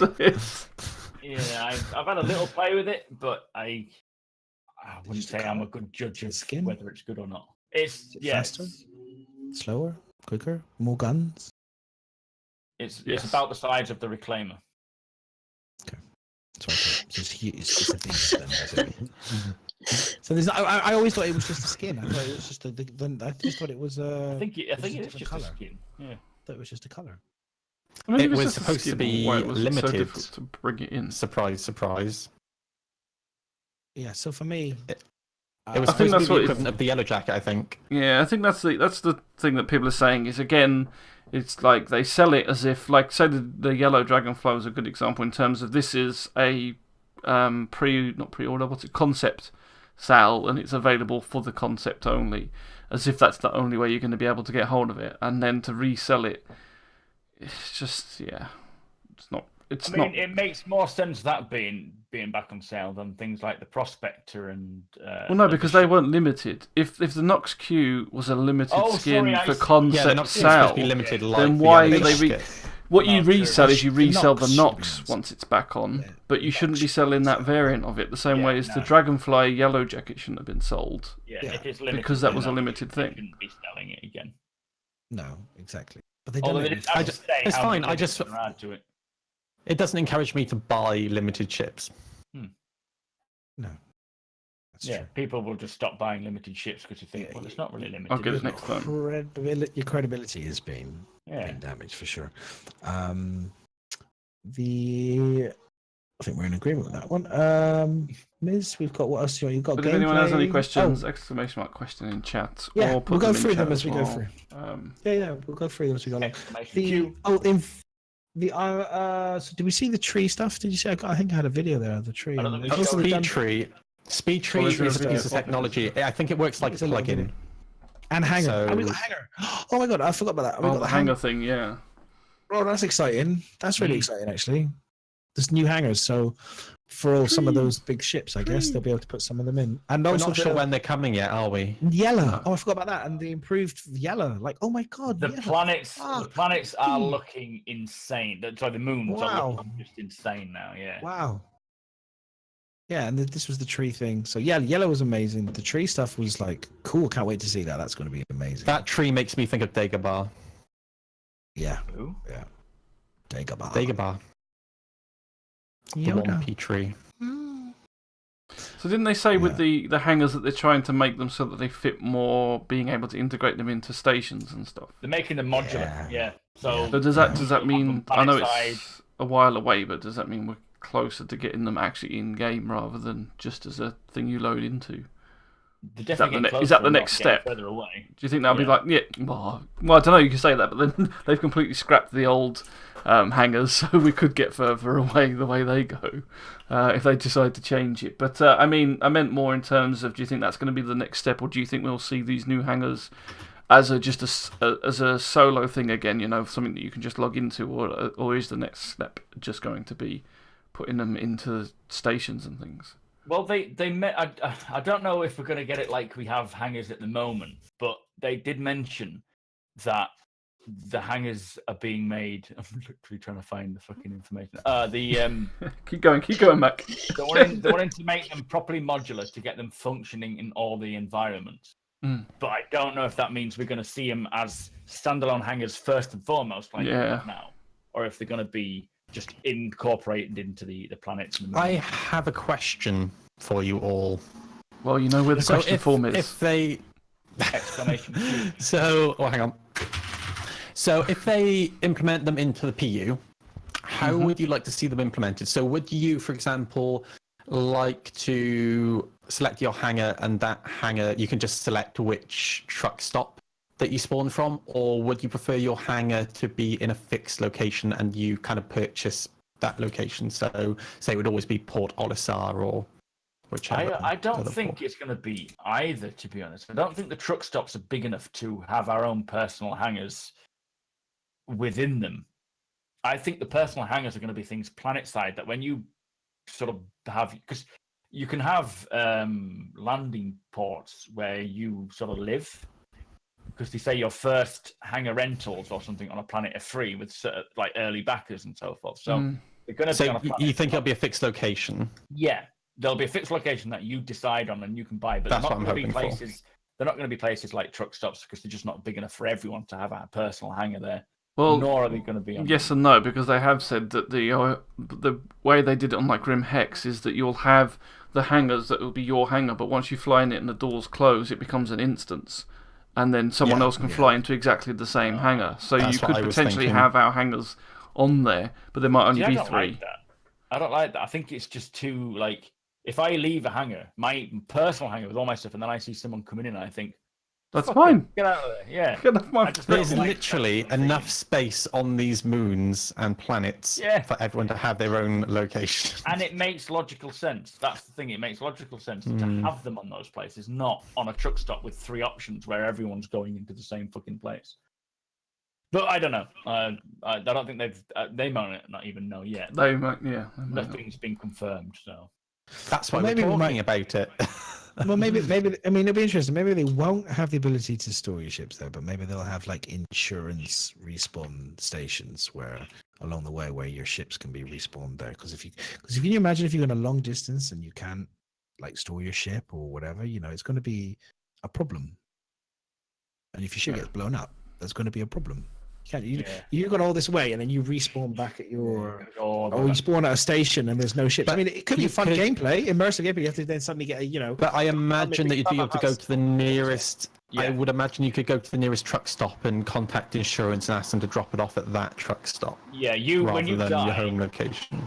You will respawn at the nearest hospital to where you died, which means that you won't have to then get a lift all the way back to your original location to request a ship. You can go anywhere and request a ship, and you'll claim it. But depending on the ship and the size and the rarity of it will determine how long it takes and how much it costs. So you could be at a truck stop for like hours thinking, "Fuck, why did I bring a reclaimer?" Do you think it'll be you can't manually select where you could respawn to, or do you think there'll be like an ability to do that? They'll always force you to go to the same location to respawn. I wonder if they do something like EVE Online, where you essentially like have a clone, so you have a fixed location that you respawn to. Like what's EVE? Sorry, I didn't know what you said then. You were talking gibberish. Sorry, I'll stop talking now. I don't speak his language. He said he goes into some sort of weird foreign language that I've never heard before. So with the like bigger ships like Illyria, you've got the Endeavour that's not going to have a hangar. It's not going to fit in a hangar. Yeah. So big. But where are you going to keep your stuff? Your own ship. Does it come with a hangar? Am I going to keep my stuff? Like, no, not that I know of. Not one that it fits in because I got it as an upgrade. So it was a smaller ship. So I've got a small hangar for a small ship. Some people have got a problem. And then this great big sodding monstrosity that I can't park in it. Because I don't really know how hangars are going to work yet. I haven't really. I'm going to do with it. It's interesting question. I just want an apartment. Yeah, I mean, because like I don't actually know with the big. I know all the ships I got at least fit in a hangar, so they come with access to a hangar. I don't actually know if the Endeavour came with a form of hangar, even though it doesn't fit, or did it just come as a ship? Not sure. I would have to check. It won't have a hangar. There's too big. I think it has a hangar. No, I know it won't fit in. I don't mean I know that. I know it won't actually fit in a hangar. With the Endeavour, I would have thought you would get a hangar for the sake of you need a place. That's what I'm trying to say. Does it come with something? I think every ship package comes with a hangar, regardless of whether it can fit in there or not. Yeah, because I think they presume that you're going to have a smaller ship at some point. Let's go to Robert Space Industries and see if we can buy. I think it may come with, obviously for the smaller ships, and the I can't remember where it was. I saw something that said that you would be able to detach the Explorer module and take that into a hangar. Yeah, I was just about to say that. Yeah, the front part comes off, doesn't it? So could that get in a hangar? That's a good point. So that was something that I can't even remember where I saw it or who I was talking with now. We've slept since. That's pretty much it. It was 3 days ago. I don't know what happened yesterday, but there were questions going on about the Endeavour. Will you be able to change the pods at hangars? Will you be able to switch? You think if you've got all of them, will you be able to switch them out? How will you do that? Where will you do that? Can you do it at your own hangar? Yeah. A hangar, you probably couldn't. So there's lots of questions still floating about how these bigger ships, definitely. Work. They have mentioned that when it comes to the larger ships, they will have orbital docking, which then you'll get a ferry down to your personal hangar. So if you have a hangar on a planet and you want your normal ships that can be inside the hangar, you can get into that. The doors will open, you'll fly off. They did say that if you've got bigger ships, you will have to get into a sort of ferry from your hangar, which will take you to, or maybe go to a ferry port, which will take you to an orbital dock where your big ship will spawn on a docking collar, and then you can all get inside that and take off, but you will not have them in there. Now, I think when it comes to actually adding different modules, it'll either be on your mobiGlas or it'll be in the hangar. You can add them and whatnot, and then you can spawn it. But they have mentioned a while ago about having ferries going from orbital stations back to the hangars and so forth. Yeah. I assume that's still the intention. Daku says that the Endeavour comes with the VFG industrial hangar. So, there you go. Yeah, I think in the early days when you bought a ship package, you always got a hangar anyway, just for the sake of having a home on a planet.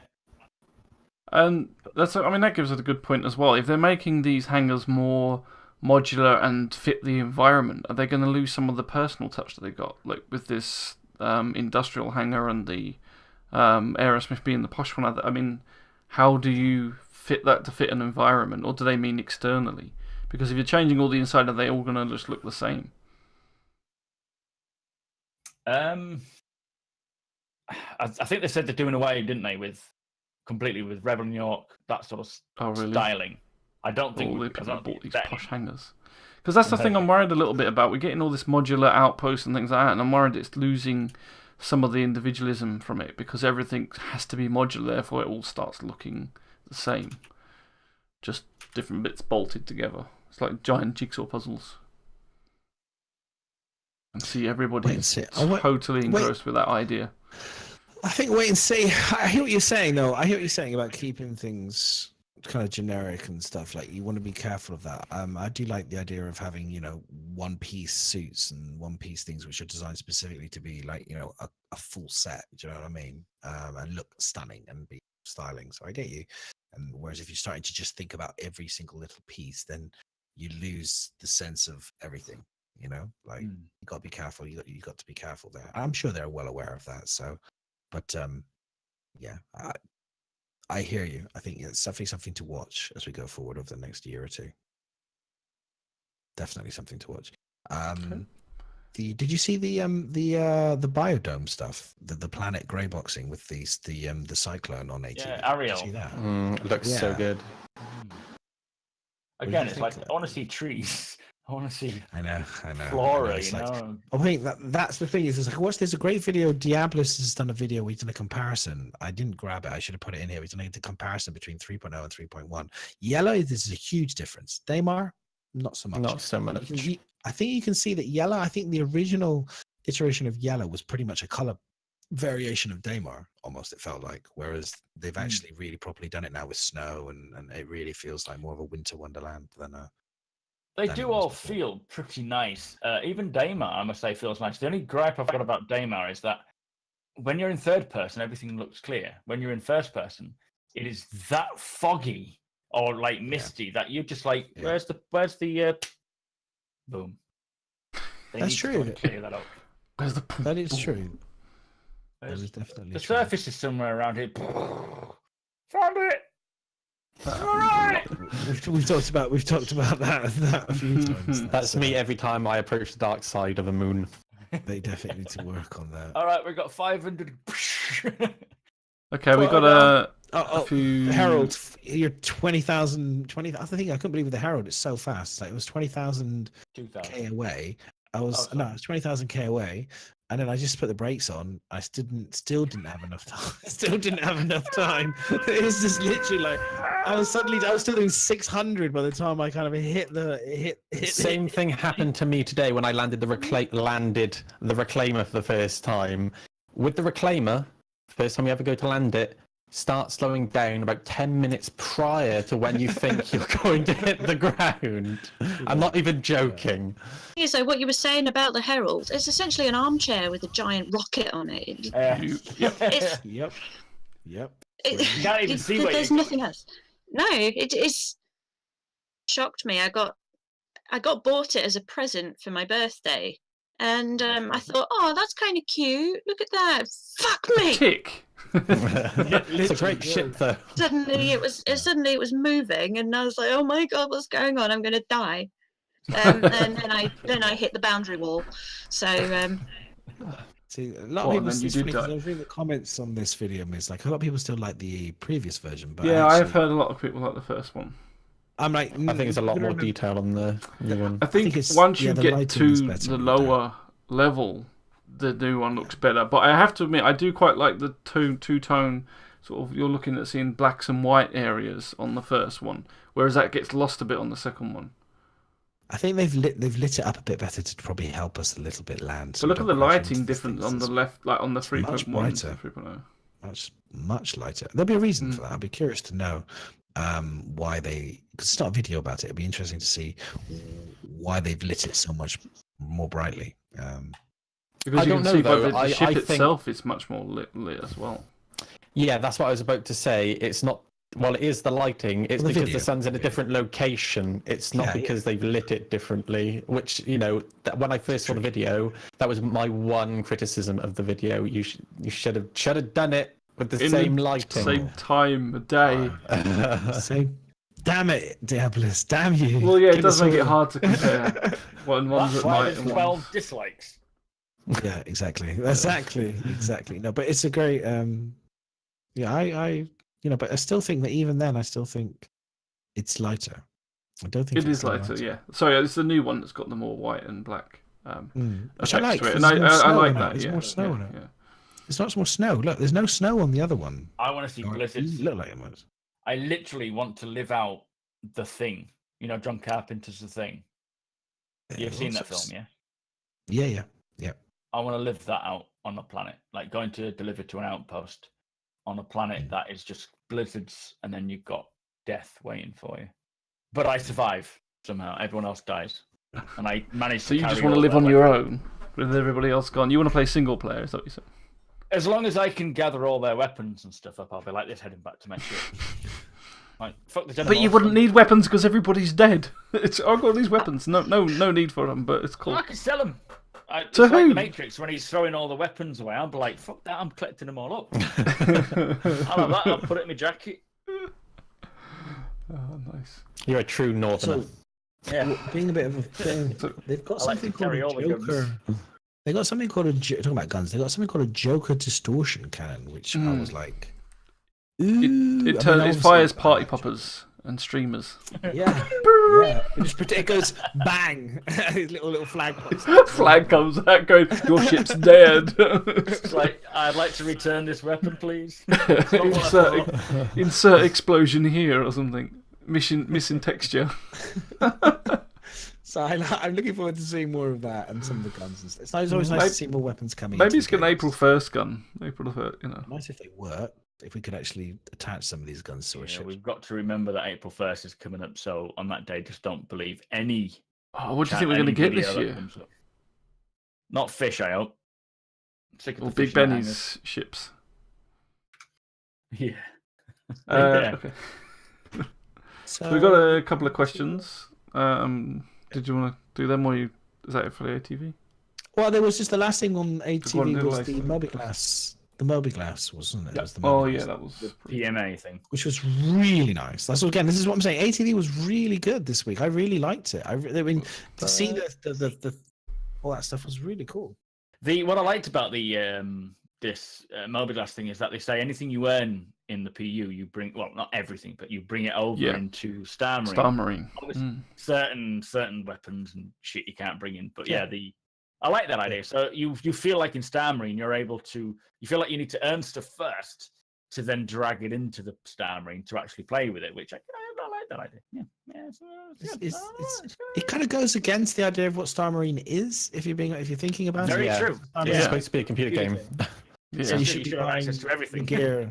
And, you should be buying. In the game I played before, Jumpgate was like that in terms of it had like its own arena commander type thing, and that was actually the point. You could go there to test ships before you go and buy them, because it was the only environment you could test a ship before actually buying it. So to say you got to own it first to take it in does seem a little bit backwards. Yeah.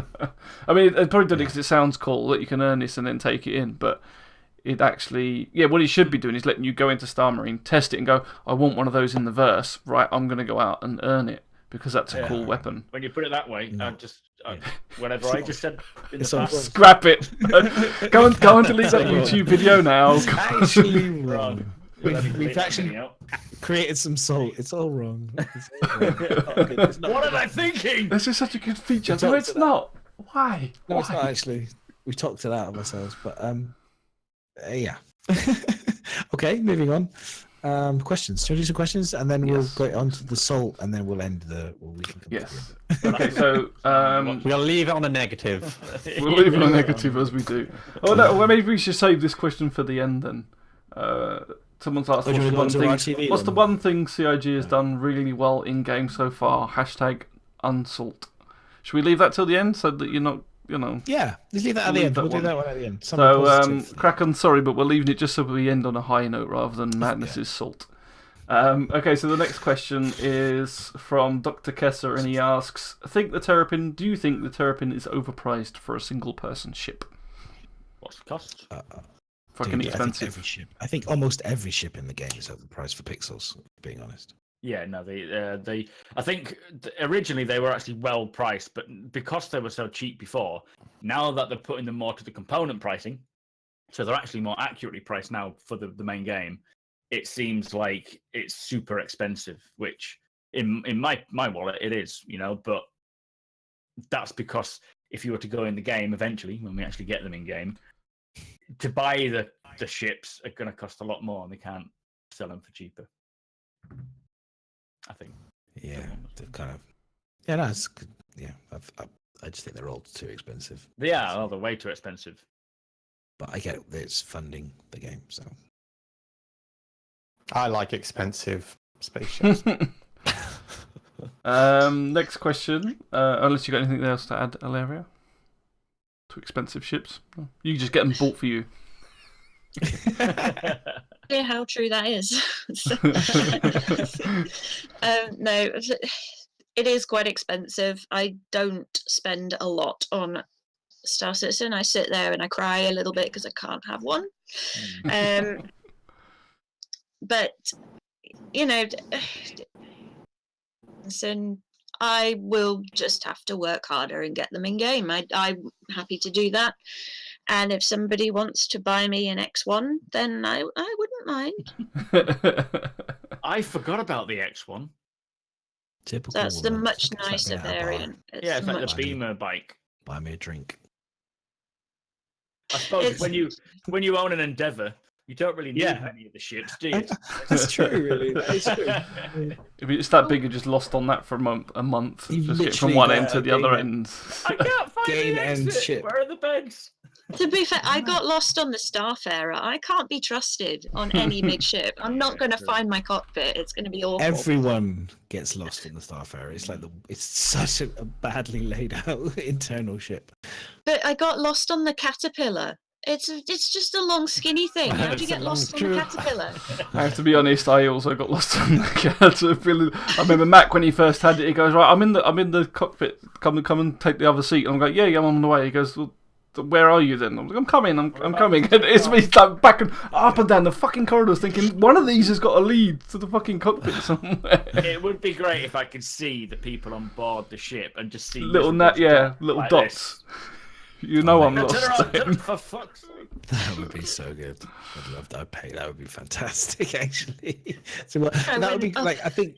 Oh god, you should see that on on the capital ships. That's what you need. You need a little radar system on the so the guy who's like keeping track of people can then tell where everyone is. That's a feature. This is what I was talking about yesterday when we were talking. It's a feature from Other Suns.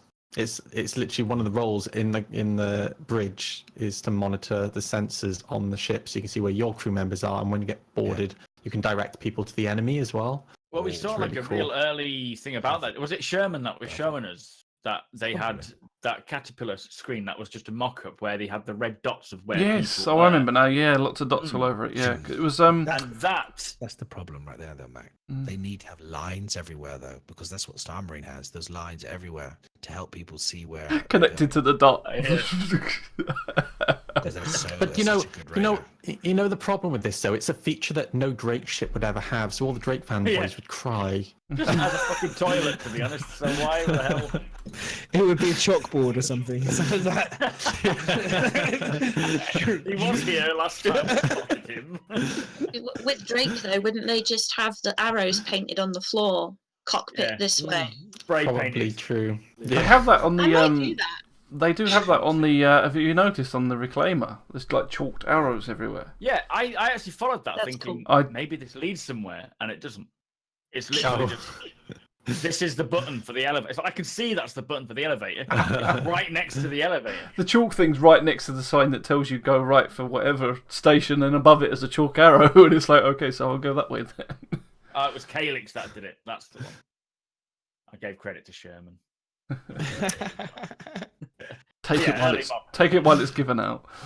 It was something Okay. in its downtime, I think, wasn't it? It was like, Next. fuck it, I'm just going to play around. Question is Chris said. Let me tell you who it's from first. Moon Console, bloody consoles. Says Chris said Star Citizen is not a marathon; it's a walk around the world twice on RTV. I don't think it means walk around the world twice. How many more years do you think he has in mind? 48. Something about those, around those times, yeah. Well, how long does it take to walk around the world? I mean, there's no way of really saying how long it's going to take. I would like to think it's maybe 2 to 3 years until we get a proper sort of release. But I think I'm being optimistic with 2. We could see another 5 years, but there is no way of knowing because the judging what we've already had doesn't determine what's going to come because we've been building. They've been building tools. They've been building systems to make the development quicker and more efficient. So now that they're done, Efficient. exactly. It should speed up, but the game's never going to be complete. They're always going to be adding new things to it. But as a live release, I would hope to say about 3 to 4 years at the most. But that's Gloria says it takes about 11 years to walk around the world. So maybe we've got an confirmed release date. Well, if you speak to Forrest He Gump, just says it's not a marathon, it's a walk around the world. He's just confirmed it's going to take 11 years. what are we up to now? Already 6 in, 5. So we're. I mean, people read everything into God. anything that's said on RTV, so it must be the case. It takes 11 years, 46 days. So now we know. We got the release date confirmed, 11 years time. I got the impression he was, he was speaking kind of, metaphorical. Although I reckon Forrest Gump can go around a lot quicker. A bit quicker, yeah, probably. No, he could do. For me, there's a few interviews that Chris has done. I don't think Chris. Honestly, I'm going to be scandalous here. I don't think he interviews particularly well sometimes. There was an interview with the German. They asked him something similar because he gets these are other people ask him the hard questions, and he basically said, and I'm not going to quote him exactly because I can't quote the words exactly, but he basically said that he doesn't really see Star Citizen with labels, early access, alpha, beta, whatever. He just sees the game ultimately. We're playing it now, like he said in the interview. For RTV as well, he said the same thing. Actually, it's a totally different beast. This game is developed in first of its kind. No one's really done anything kind of like, if people forget, even though it's 5 years, done a game of this type before. They're learning on the time. So You can't compare it to any other game that has been developed or being developed. Yeah, because it's a completely different kettle of fish. I mean, people do, but it's natural to, though, isn't it? It's just I think we're minimum 10 years for this game to be to a place where I think we'll be like, yeah, that's cool. I think we've got another 5 years. I think what it's also important to remember is something. Oh, they're not just building the game. I have to keep reminding people this all the time. They've not just built the game. They've built, what is it, 4 or 5 studios. Yeah, these people, and they're developing new tools, and they've built up an entire marketing strategy from nothing. Yeah, that's Can't fine. really put a scale on that sort of though. thing. No. Question was like, when do you think it'll be finished, though? When do you think it'll be finished, though? Really, no. It's hard to say because was it Skyrim took nearly 11 years to be finished, So they walked around the world as and well. they kind of had an engine and a crew, and so 11 years for something that already had a studio and a massive team behind it. Yeah. But that's it again. Like the whole comparing to the game, you cannot. It's so difficult because we've never seen a game this early on. No, really, and it's being in developed most things. differently. It's being funded differently. It's being built from the ground up, as you say. There's no way you can compare this to any other game in any other format. It is what it is, and everyone obviously does compare it to the games because we're human. It's what we need to do. We need to compare things to see to get a justification ourselves. But it's just ride it, literally. Like I'm on the Star Citizen horse. Donkey, is that what that was? Donkey, you need the studio to build the game. Otherwise, people would be working in sheds or working on streets. Speech started off really well. To build it. Yeah, you don't want him to have 180 million and then work out of a box office with one single room box office. Sorry, you didn't pay for us for this.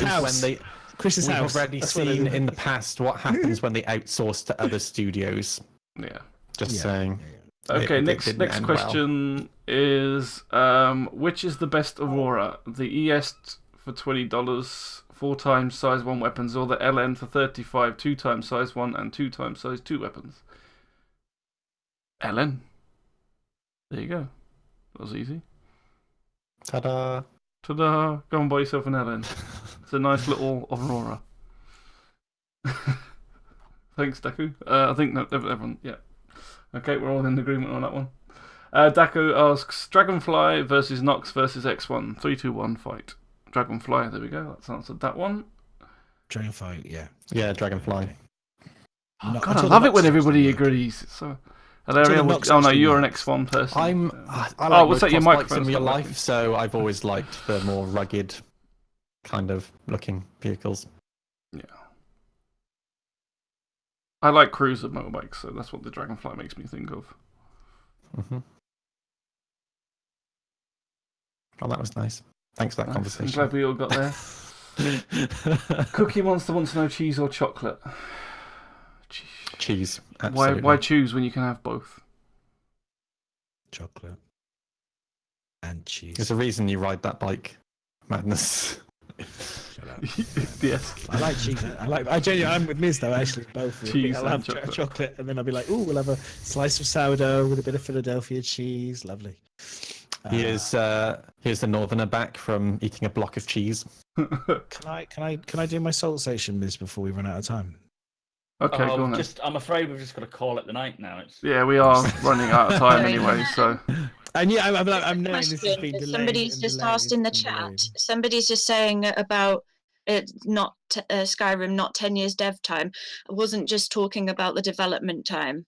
I was talking about the entire concept from beginning to release.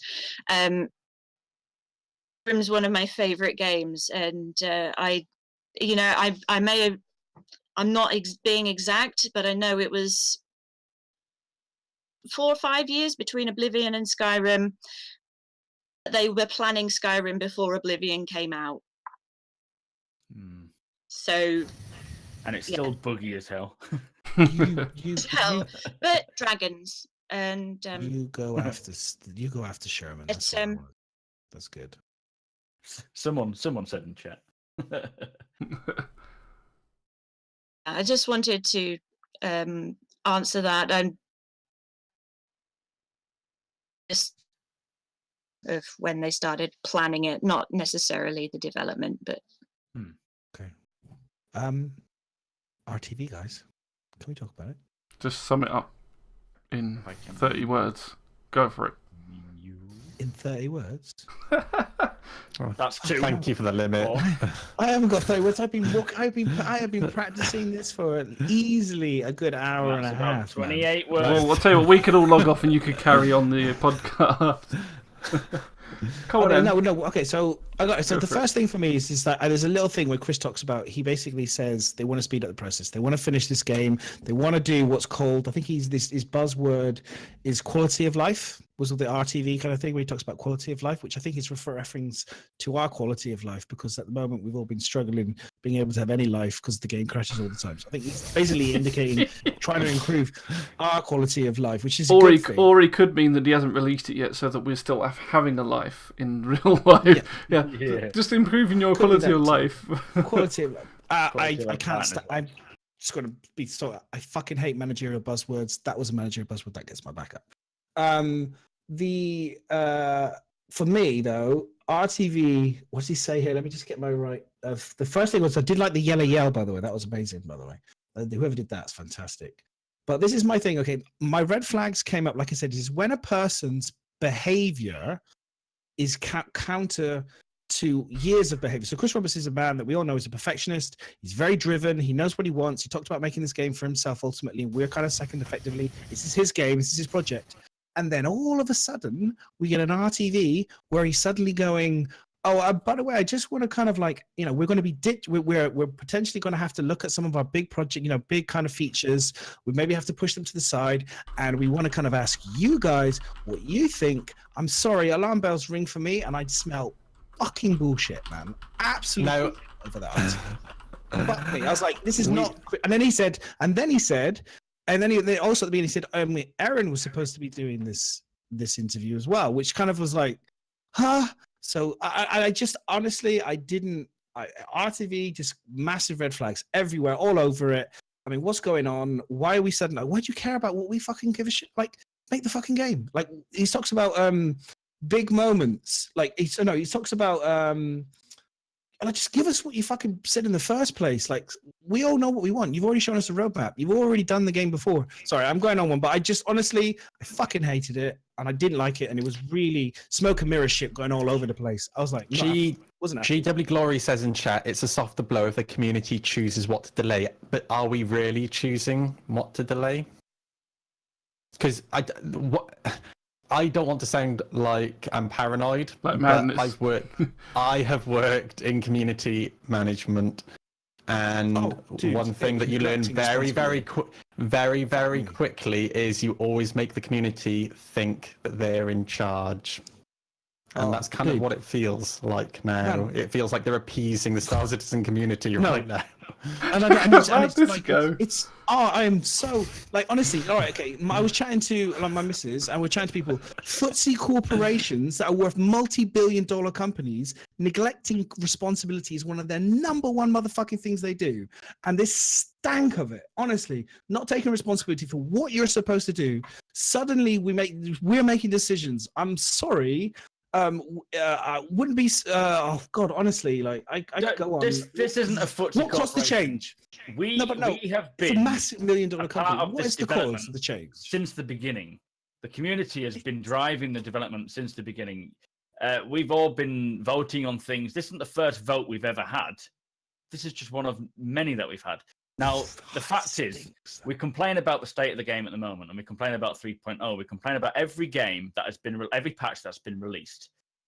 What he's doing is focusing on improving those patches so they are playable, and because of this, they can't focus on all the features. So he's asking, what are we most looking forward to, or what do we think is most important, and they're going to work on that and put that in as priority. I don't think. See. I mean, you could be right in the fact that it's before. You could be right that it's smoke and mirrors. It is a big business, but ultimately, it's always been the case that they're building the game that Chris Roberts wants. Yeah. Okay, so for me, here's an example. I would say, like, what if What if he I use this?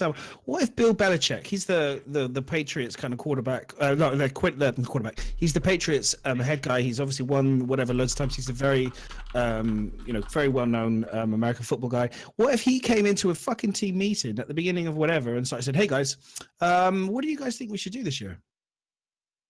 That's a slightly random. No, but seriously though. But that's kind of like in my head. It's like. It just doesn't scream. Like I said, it's not the behavior of Chris Rock. It doesn't feel like that's I don't get it. It's not the pattern. Don't get me wrong. I'm not saying that I think this is a bad thing. All I'm saying is, to me, it feels like they're just trying to appease the community. So when people turn around and say, "Oh, but they never ask for our opinion and shit like that," then people can now turn around and say, well, actually, they did give us the opportunity to vote. That's all it feels like to me. And they won't necessarily act on what we've selected. And the thing is, they've already got it planned. We've got a roadmap, and we see what's being developed and what gets pushed back. I mean, are they honestly saying that what we choose will affect that roadmap, and they'll push back certain things to implement other things? And they're going to do it every single patch. They're going to do this every patch. Ask us? Yeah, they said this is the first of the... Well, then what's the point having all that on the roadmap? It's like saying none of that is ever going to be there in time. No, the roadmap was never set in stone. The roadmap... No, well, we know that, but the aim is to get that stuff done. Back when we got 3.0, and they asked us what we wanted for 3.1, and we selected bind culling. Neglecting. If it's not ready in time, then it's not ready in time. They're still continuing to work on it. But that's what I'm saying. It's like they've got teams working on different bits of whatever. Ale, what's your thoughts? I genuinely do not think the vote means anything. Sorry, I seem so salty tonight. I'm not normally this salty. I haven't had any rum. No, but it's like it's not really. Sorry, citizen shenanigans. It's not a surprise. I'm just fucking disappointed. Like this year, I don't want to I'm happy. I'm very happy when Chris Roberts said he talked about they recognize some stuff, but there's delusional things in RTV.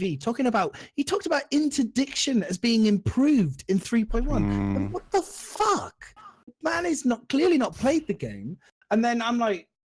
And there's other little snippets of delusional content, like we talked about stuff before, and I'm like, when they talk about, they talked about the hover mechanics before on these things. They talked about how the hover mechanics were good. I'm like, delusional again. And then all of a sudden, there's like a couple months later, there's this backtracking of, oh yeah, we've been screaming at the community, the combat community, been screaming at COG for ages. Flight mechanics are fucked, dude. They are fucked. No question about it.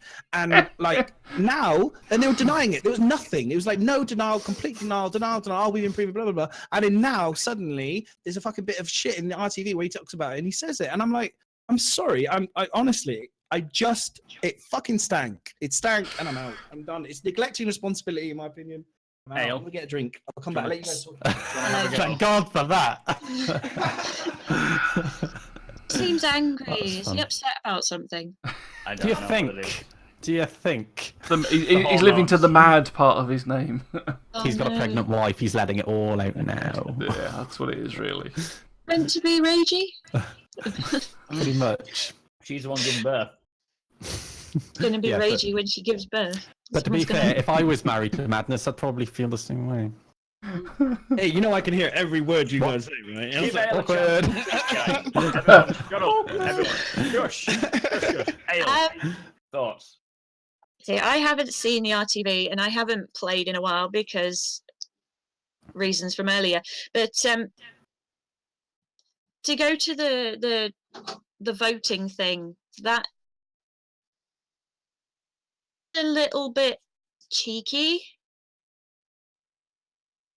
It's a nice idea, but it would have been nicer if it had come out a bit earlier. 3.0. What do you want in 3.1? It seems a bit like a late edition. They've already come out with the big 3.0. So I genuinely think that they've always done a really shit job of any sort of community management. I genuinely think that people like Nikki people like Matt Sherman do a much better job than our community team. Where are the community team? I never see them popping into people's streams. I never see them posting anything on Reddit. You know, it's like, where are you guys? You're supposed to be community managers. I've seen a few pop in here. Cameron Wilkie popped into one of the very first stream I did. He helped judge a competition that we did. That was just a random, would anybody like to come? And he came, and he was great. You know, he was really cool to talk to. He tidbits on the stream, so that was nice. But kind of thing just seems a little bit empty at the moment. It's like an afterthought. It's been blue tacked on. It's like pin the tail on the donkey. Played, you know. It's just a bit stupid. But I appreciate what they're trying to do. A little bit late, a little bit mistimed, but it's a good idea. Should have just been implemented from the very get-go, really. It's a bit late in the day, you know. Like I said, it's like, you know. And I'm not saying that they don't listen to the community. It's clear that they've made a lot of changes to this game through listening to the community. It's just, I don't know. It does smell of bull to me. Here's the next thing. He compared it to Sea of Thieves, and he said that it had more gameplay when working, more gameplay than Sea of Thieves. Sorry, it was not a good interview, Chris. I'm sorry. I don't know. It probably just clearly was not a good interview, and I would just never. Yeah. Has he stopped now? That's good. He stopped. I think we're done. You just need to breathe. That was all. Oh no, he's still going. He's reading through his notes. This is dangerous. Didn't we have a time limit for the podcast? Well, that's it. I've pretty much. I think I've smashed it. I think I've smashed every comment in terms of things. I mean, I'd love to hear what you guys think. I mean, no, I do. I just, you know, not quite the same anger as you, but I do think you have valid points on some of the things. There's a lot of stuff he said, and I was just listening and thinking, it's not so much. Well, he probably doesn't play the game so much, in all honesty, and he's probably relying on feedback from the teams and development team. They're probably going, yeah, it's working really well so far. We've got good improvements compared to 3.0, and probably maybe on their builds, on their personal builds with less people on the server, maybe they are improvements. We are getting a lot of things that are happening once it hits PU that they're not getting in their own builds, and they have said that a few times. So there could well be stuff that, I mean, when he turns around and says, like, I did think when he turned around and said that it's got more content and things available already than Sea of Thieves, I was like, no. That's a really strange statement to say when you're in alpha and that game's fully. And he did say Sea of Thieves is more polished, but Sea of Thieves is quite limited, but no, I don't think it has more content than Sea of Thieves. No. So yeah, I agree. There's some things that he said, and it does. I mean, the thing is, like you say, he doesn't interview very well sometimes, and I also feel like it almost looks like when he's getting interviewed, he takes it as if you're personally insulting his baby every time, and so his responses are almost defensive. And I think that's where some of it comes from. It's like it's going to be good. Yeah, exactly.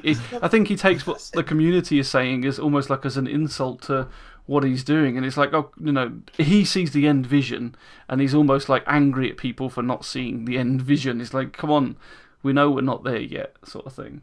That's what I'm saying. But that's what I'm saying. The behavior characteristics don't match that RTV. He is the meme. No shit. We know it's broken. Let us get on with it. Yeah. And then all of a sudden, we're now getting an interview where they're saying, "Oh, guys, what do you think?" And that's what I'm saying. That's why I think it's a mask for the fact that 3.2 is going to be devoid of a lot of shit that they promised us. That's the reality of it.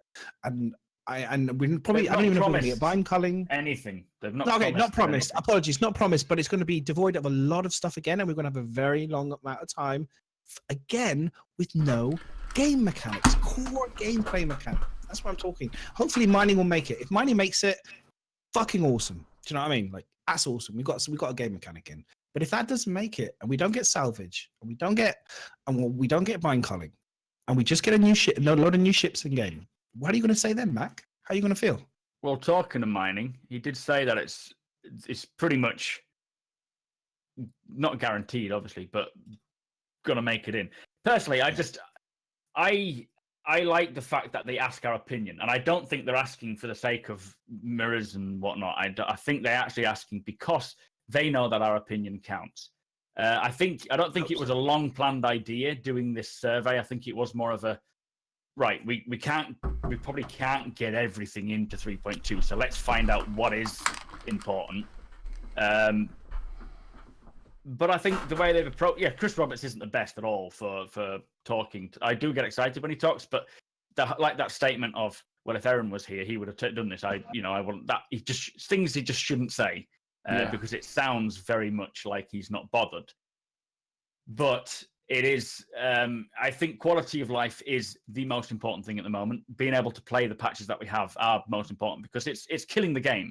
He knows himself, and he admits to it, that 3.0 has actually done a disservice to the game, and I agree with that. It didn't do it any good. We've seen. Was that you drinking then that made that noise? Yeah. It's just added sound effects. That should be a soundbite. Wow.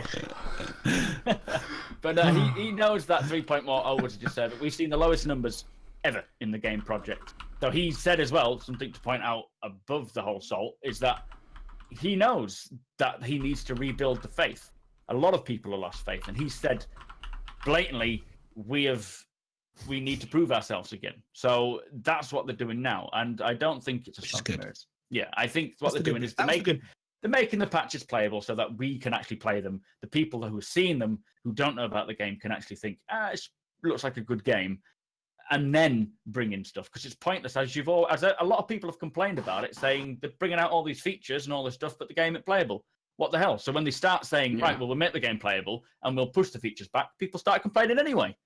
You can't please everyone. You just got to do what you think is right. Asking our opinion. I think you're right. The biggest good way of doing it. Some of the biggest complaints I've seen on Facebook and everywhere else is the frames and how it's unplayable. Not the lack of, although we moan about lack of content, but that's because we've been playing a long time. But your average person that doesn't stream it and doesn't play it 24/7, their complaint is, I can't even get on it to play it. And so I suppose that's what he's highlighting, is that we're making it more playable rather than the features so much. But yeah. But everyone knows that that's optimizations generally a last thing. Well, I know, but obviously that's it. But that's what we're saying. It's kind of. I agree. It's we've gone from I'm doing it my way to, well, maybe we need to please people instead of doing it my way. I don't know if that's right. I think you're better off just carrying on making it and don't worry about the people that are moaning about it. Really. Yeah, just ignore us. I mean, I moan the shit about the game, but the truth is, I trust them to do their shit. It's just, I just tell them what I like and what I'm important. You tell them what you think's important. You do that, and then they just go away and just carry on. Honestly, I firmly believe they should just fucking just carry on. They are the experts. I am not an expert. I do not make computer games. So don't ask me. Just fucking make the game. We didn't. That you think the game's good. No, but they have. He asked me to vote. I voted. Oh, sorry. I see. Yeah. So they've asked me to vote. They've asked my opinion on it, and that's like, it's cool. But I'm like, you guys are the expert. If you go ahead and do it, I trust you. We don't know what their pipeline is and how. If we all said, let's get this bit done first, and it affects something else further down the line, that's all your fault. You all wanted this mechanic neglecting responsibility. That's my point, and I don't like it. Stinks. Honestly, I've seen it too much. I've been around the block a bit, guys. But I'm sure you all have. But is it going to be the same thing that if they don't get that bit that we all voted for out and won, and then that doesn't make it through, everyone's going to be like, well, you told us to vote for it, and you still didn't give us it. So it's messy. They've already said that throwing more developers at a thing doesn't necessarily make it come any quicker. So by saying, oh, we can prioritize this, what? So I'm saying, exactly. I mean, honestly. Anyway. Okay, let's move on. What a stinker. Right, yeah, move on. Let's get positive. Well, let's. Oh God, people keep asking questions. How dare they? Rude. Keep asking. Well, we've kind of asked this before, but I think it was. Hang on, let me go this way and find out who is asking it. The Turtle has asked, "What do you think of the Terrapin being worth $5 less than the Constellation?"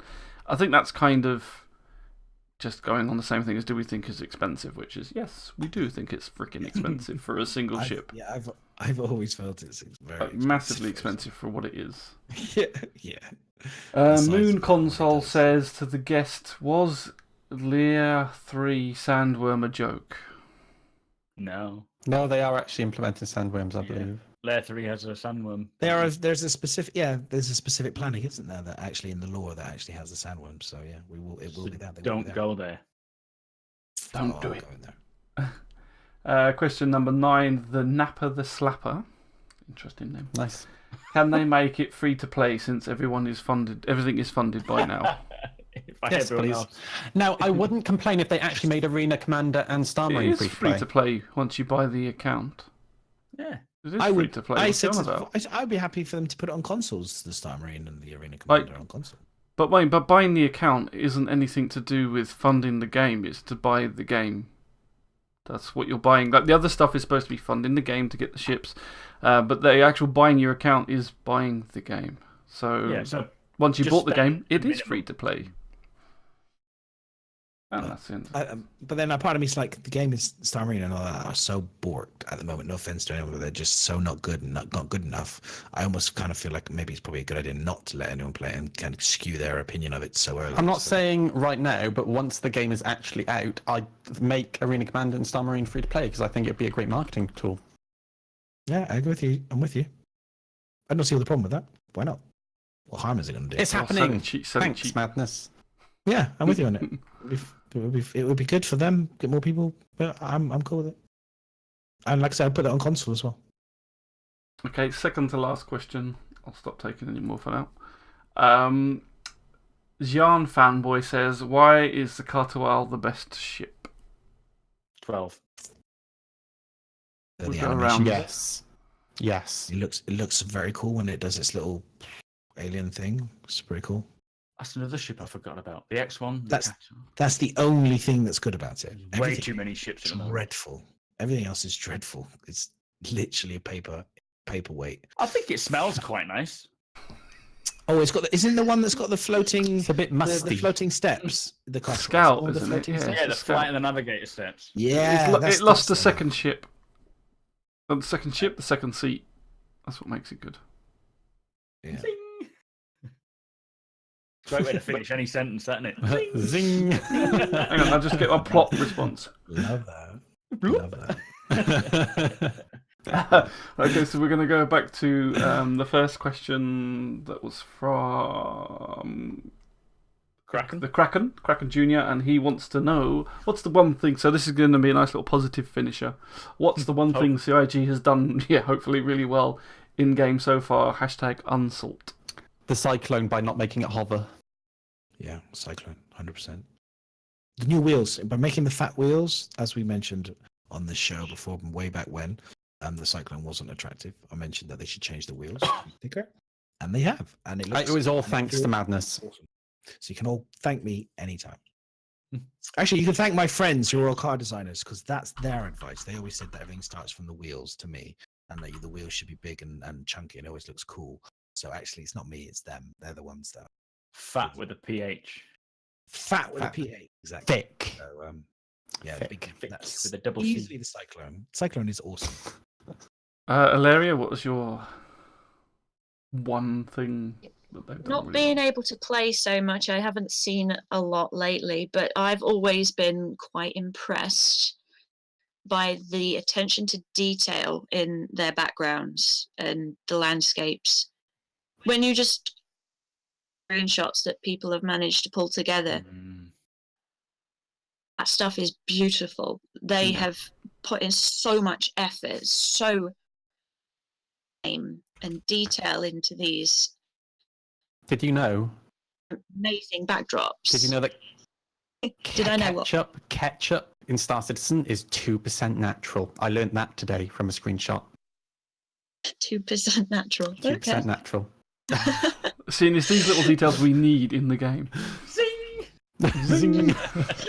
Yeah, it's just beautiful. Some of the work that they do on those backgrounds never ceases to amaze me, and I can't wait to see what they do with things like the black holes and the nebulae and things like that. That's going to be amazing. And making space look pretty, which is something they said they.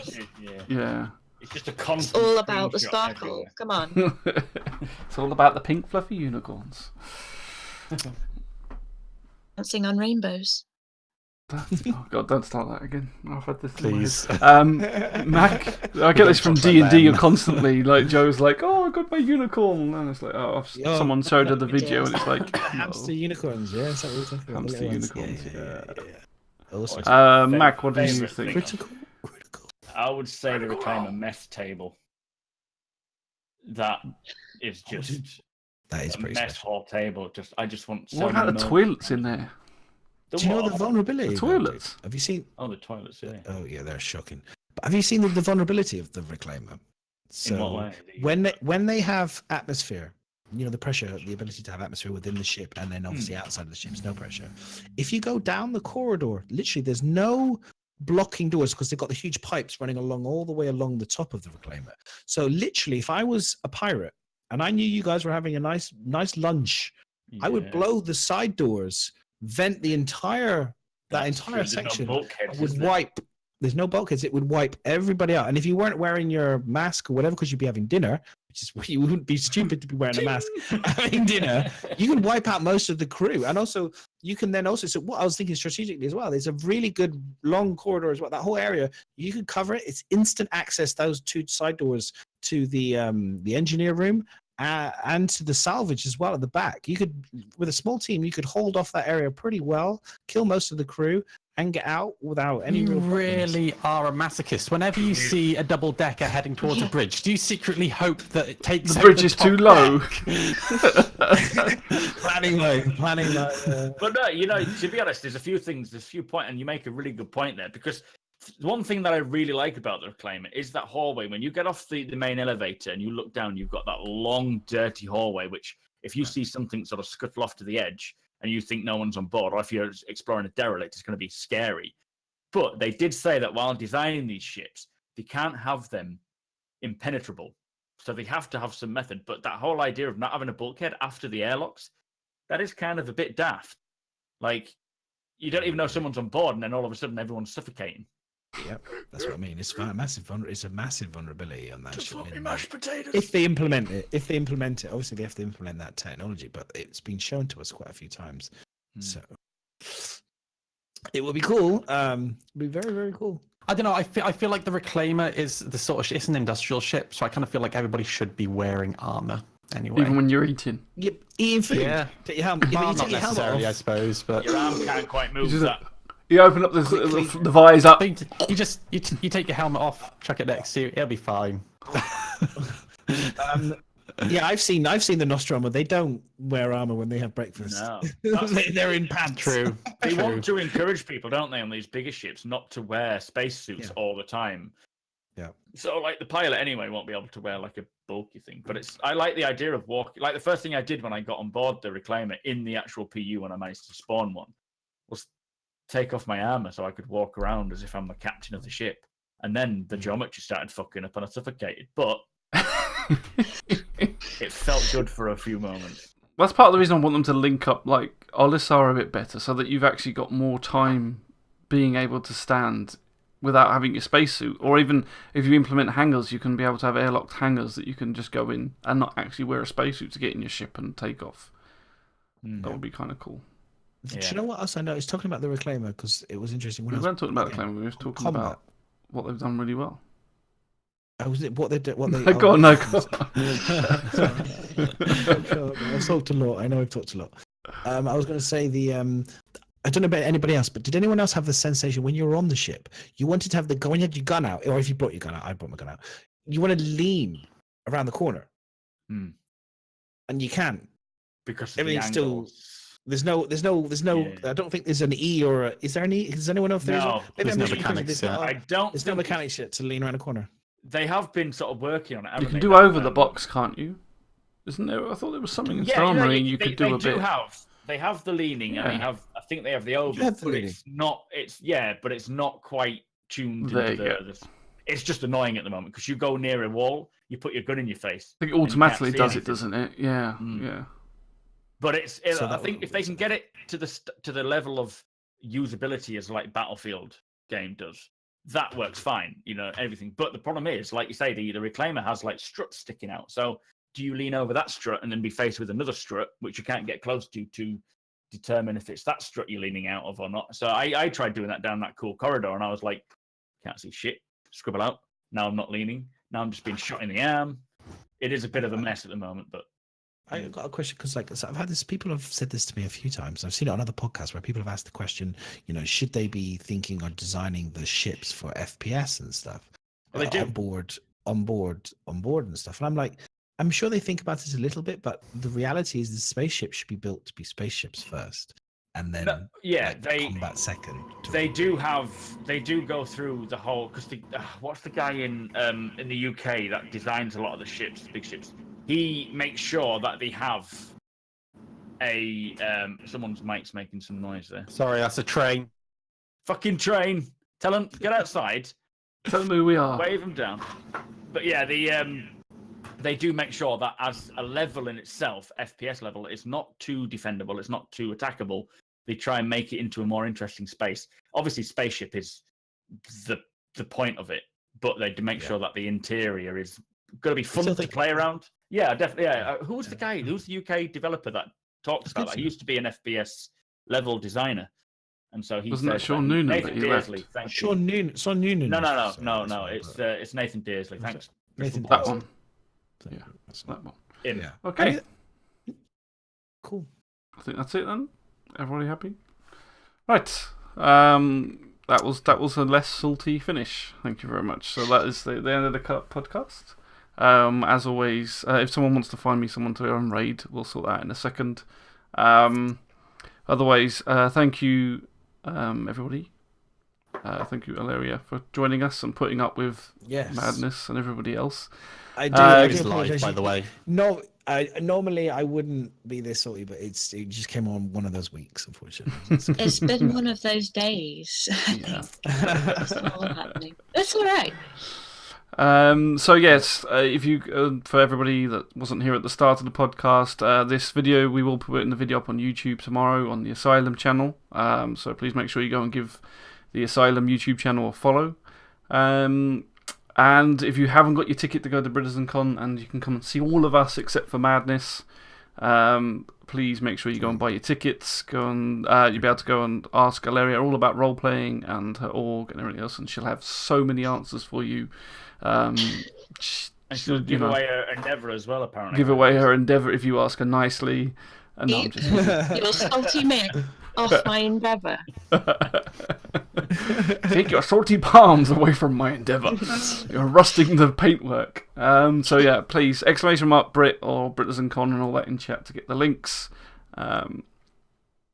Otherwise, thank you very much. Check us out Friday, Dungeons and Dragons, Miserable's G's channel. Yes, Friday we are continuing with Dungeons and Dragons. We're on the second week of trying out Tabletop Simulator because I think it'll work out well. It's good. It looks nice. Looks pretty. Little 3D tabletop for everybody to work out where they are. So we're doing a little bit of tutorial thing on that. But if you haven't seen us, you can find the videos on our YouTube channel if you want to watch those. Otherwise, yes, come and join us on Friday for that. Mac, do you want to tell everybody what you're up to in the week? Where they can find you? I am on YouTube, Super Mac Brothers, and on Twitch, Super Mac Brothers Brian. I'll be streaming tomorrow about 3 o'clock PM GMT time. Probably doing some Star Citizen as normal. Trying to play. Hopefully, we'll have another patch by then. Maybe it'll be a bit more playable. Although I think, as Moise said, it's actually all right with Jay. Is it? Yeah, it's fairly stable for me. Good. We might have a decent stream then. But yeah, other than that, I'm on Twitter, I'm on Instagram, I'm on Grindr, so everyone look me up. Well done. Moist? Oh, you're on Grindr. I got that. Oh, exciting. I forgot to say also, ! Vulcan in chat. We are currently, the Asylum is currently giving away a Vulcan. Yes. I actually completely forgot the whole podcast to mention that, but ! Vulcan in chat. Too. Free shit, and you've not been entered all this time. So go and make sure you enter into that giveaway. Moist Noodle. Some other giveaways next month as well. So I think we're planning on getting some cyclones to give. We're giving away a reclaimer. Something that people can actually enjoy properly. Until the mechanics are in the reclaimer. We'll wait for the reclaimer until maybe the mechanics actually work. Good. That's nice. Moist, what are you streaming next week? Yes, I'm actually off work as of today. So end of the financial year, I got the week off work to try and chill. So I'm actually going to be streaming most days, I think. Probably some Star Citizen, also some more VR stuff, probably with Maya. But yeah, that's pretty much it. Go to my channel, twitch.tv/moist_noodle. I give away lots of shit. I'm also on Twitter. I don't know why I said it like that. Twitter. Zing. I am the Moist Noodle. So yeah, check me out. And Madness? Good times. Yeah, I will be streaming some Star Citizen. I'm pretty busy this week with work, so just follow me on Twitter as well under a little bit of madness. I'm a little bit of madness pretty much everywhere. Yeah, everywhere really. Anyone that can fit the length of the name, that's always the problem. Fitting the length with the Fitting the length. It's the length I'm there. Fitting the length has always been a problem. So yeah, check it out anywhere, and I'll be doing obviously my cycle streams as well as we go through the week. So if you've never been to London, interested in London, come and check it out. I have a camera and a bike. You can see me trying dodging through traffic, chatting away, and you'll see me as well, obviously on Stout and Sturdy on Friday on Mizzy's channel, doing some role play, playing all sorts of stuff as we prepare ourselves for the main campaign, which is really exciting actually. I'm looking forward to starting the main campaign. So yeah, if you like Dungeons and Dragons, even if you don't like Dungeons and Dragons, you just want to see me and Miz. If you want to just come and take the piss out of us, that's fine. Please come along; it's great. I was going to say, if you are going to Britizencon and you do like what we do, if you really like what we do, we really do appreciate not just follows but financial support as well. So please, if you feel like you like what we do and you've got a bit of coppers, sub to us. Patreon would be fantastic. Buying gear, buying some t-shirts and all sorts of other things would be also really cool. You sell out. I am selling out. I have to. He doesn't care. We got a kid on the way. Money. He's got a kid on the way. He's got the little tin jar shaking away. Please. Have you seen his bike? It's only got one gear. Sir, I want some more. But no, everything you guys give us and donate to us goes towards giveaways. It goes towards getting gear for people. Gets maybe some lights, proper lights eventually, and maybe some lights, and some microphones. It's just basically just so that we can get everyone's audios and mics and get everyone to the same kind of level and stuff. Everyone's different. Everyone's situation is different. So that's what it's all about. Supporting us, we support you. So cool. All right, that's my sell out. And lastly, Ilaria, if there's anything you wish to plug, your org, anything else, feel free to do so now. Yeah, definitely come and see us at Britizencon. We will have the table there. You just come over, say hi. We will be running a little happy birthday competition as well. It's my birthday. Come over. Thanks. It is. The day after Britizencon will be the org's birthday, so we're having a celebration. Come over, take a picture with us, tweet us a happy birthday, and you might be in with a chance of winning a little prize. So come and see us. You can visit the org website on www.republicoflorel.org and check us out there. There'll be more content added as time goes on because I've only got 2 hands, so it takes a little while to get everything up and running. You can check me out on Twitter at Illyria Payne and the Republic of Laurel at Republic of Laurel. Blah, blah, blah. That one. But it is spelt slightly differently. L'Oreal. Spelt slightly differently because we ran out of space. There is only one L at the end of Laurel on the Twitter name. Oh dear. Oops. So come find us. We are also on Facebook, so you can come like us on Facebook, follow what's going on. We'll link a few things to YouTube, which we're trying to slowly fill up. And you can listen to my update video or more on as usual, so it's all good. Nice. You've done this plug-in before, haven't you? Yeah. Bro. On that note, I also forgot to say that I won't actually be on next Monday's podcast because it's my birthday. What? Ooh. Yeah, I forgot about mentioning. Oh, we're going out on the Raz. Let's go. Yeah, let's do it. Right, so that's the live IRL stream from Mrs. House. Wetherspoons for the next podcast party. I'm pretty sure Mac has done a Wetherspoons live stream before. He has. I did. I was forced A couple to of times. I could tell by the condiments. Yeah. And the faint whiff of the elderly. Faint whiff of elderly as they walk past. Whiff of elderly. The elderly, I Right. can smell. Cool. Well, Okay, so did you give us anyone to raid? ATC I've Guardian noticed- has just gone live, and he's doing a starter pack giveaway. Have you heard of We've someone ra- called we've ra- Mardanas? It's like madness, but stretched. Hello, Oh my name yeah, is Mardanas. How weird is Who's that? he? It doesn't matter. I don't know. Oh, I see him, but yeah, See him? it's He's got not no a webcam or no. anything. Yeah. No, we like to give it to webcams. It's for me. It's like either the few, flip your cards. He likes to swear a lot. You've got Tiki Trees. Who's Not that? like us, Who's we're Tiki Trees? PG-13. Yeah, no, he's flip your cards is cool. We could do flip, I suppose. We haven't done him before from the podcast. I follow him, and I can't remember. Who is she? Is she just she new, brand new? Who? Tiki Trees. Her name is. Oh yeah. I don't know. She's brand new. Can you see her? She was just literally born this last. I don't think her mic's. Oh no, her mic is working. It's just my headphones aren't working on her mic. Let's do it. She's new. She's new. Let's do it. She's, Let's do it. she's got currently Okay, 22 yeah. people watching her. Let's do it. Tiki Trees. I've never Wow. never hosted her before. Tiki Trees. TIKIT. I think that's R right. E E There we go. S. We're on our way over. So, Do you want to see? Do you want to see what I got for my Oculus Rift? By the way, go ready for it, from the quick. next stream. Yes, googly eyes. Awesome. Thanks, guys. Cheers for everybody's support. Thank you for hanging out. Like I said, if you haven't seen the whole show, if you want to watch it again for some odd reason, if you want to clip Madness's Salt part, it will be on YouTube. Follow us all. Make sure you follow all the cast. They're all wonderful. Thank you. And see you whenever we see you. Next Monday, if not before. Goodbye. Good stuff. It's going.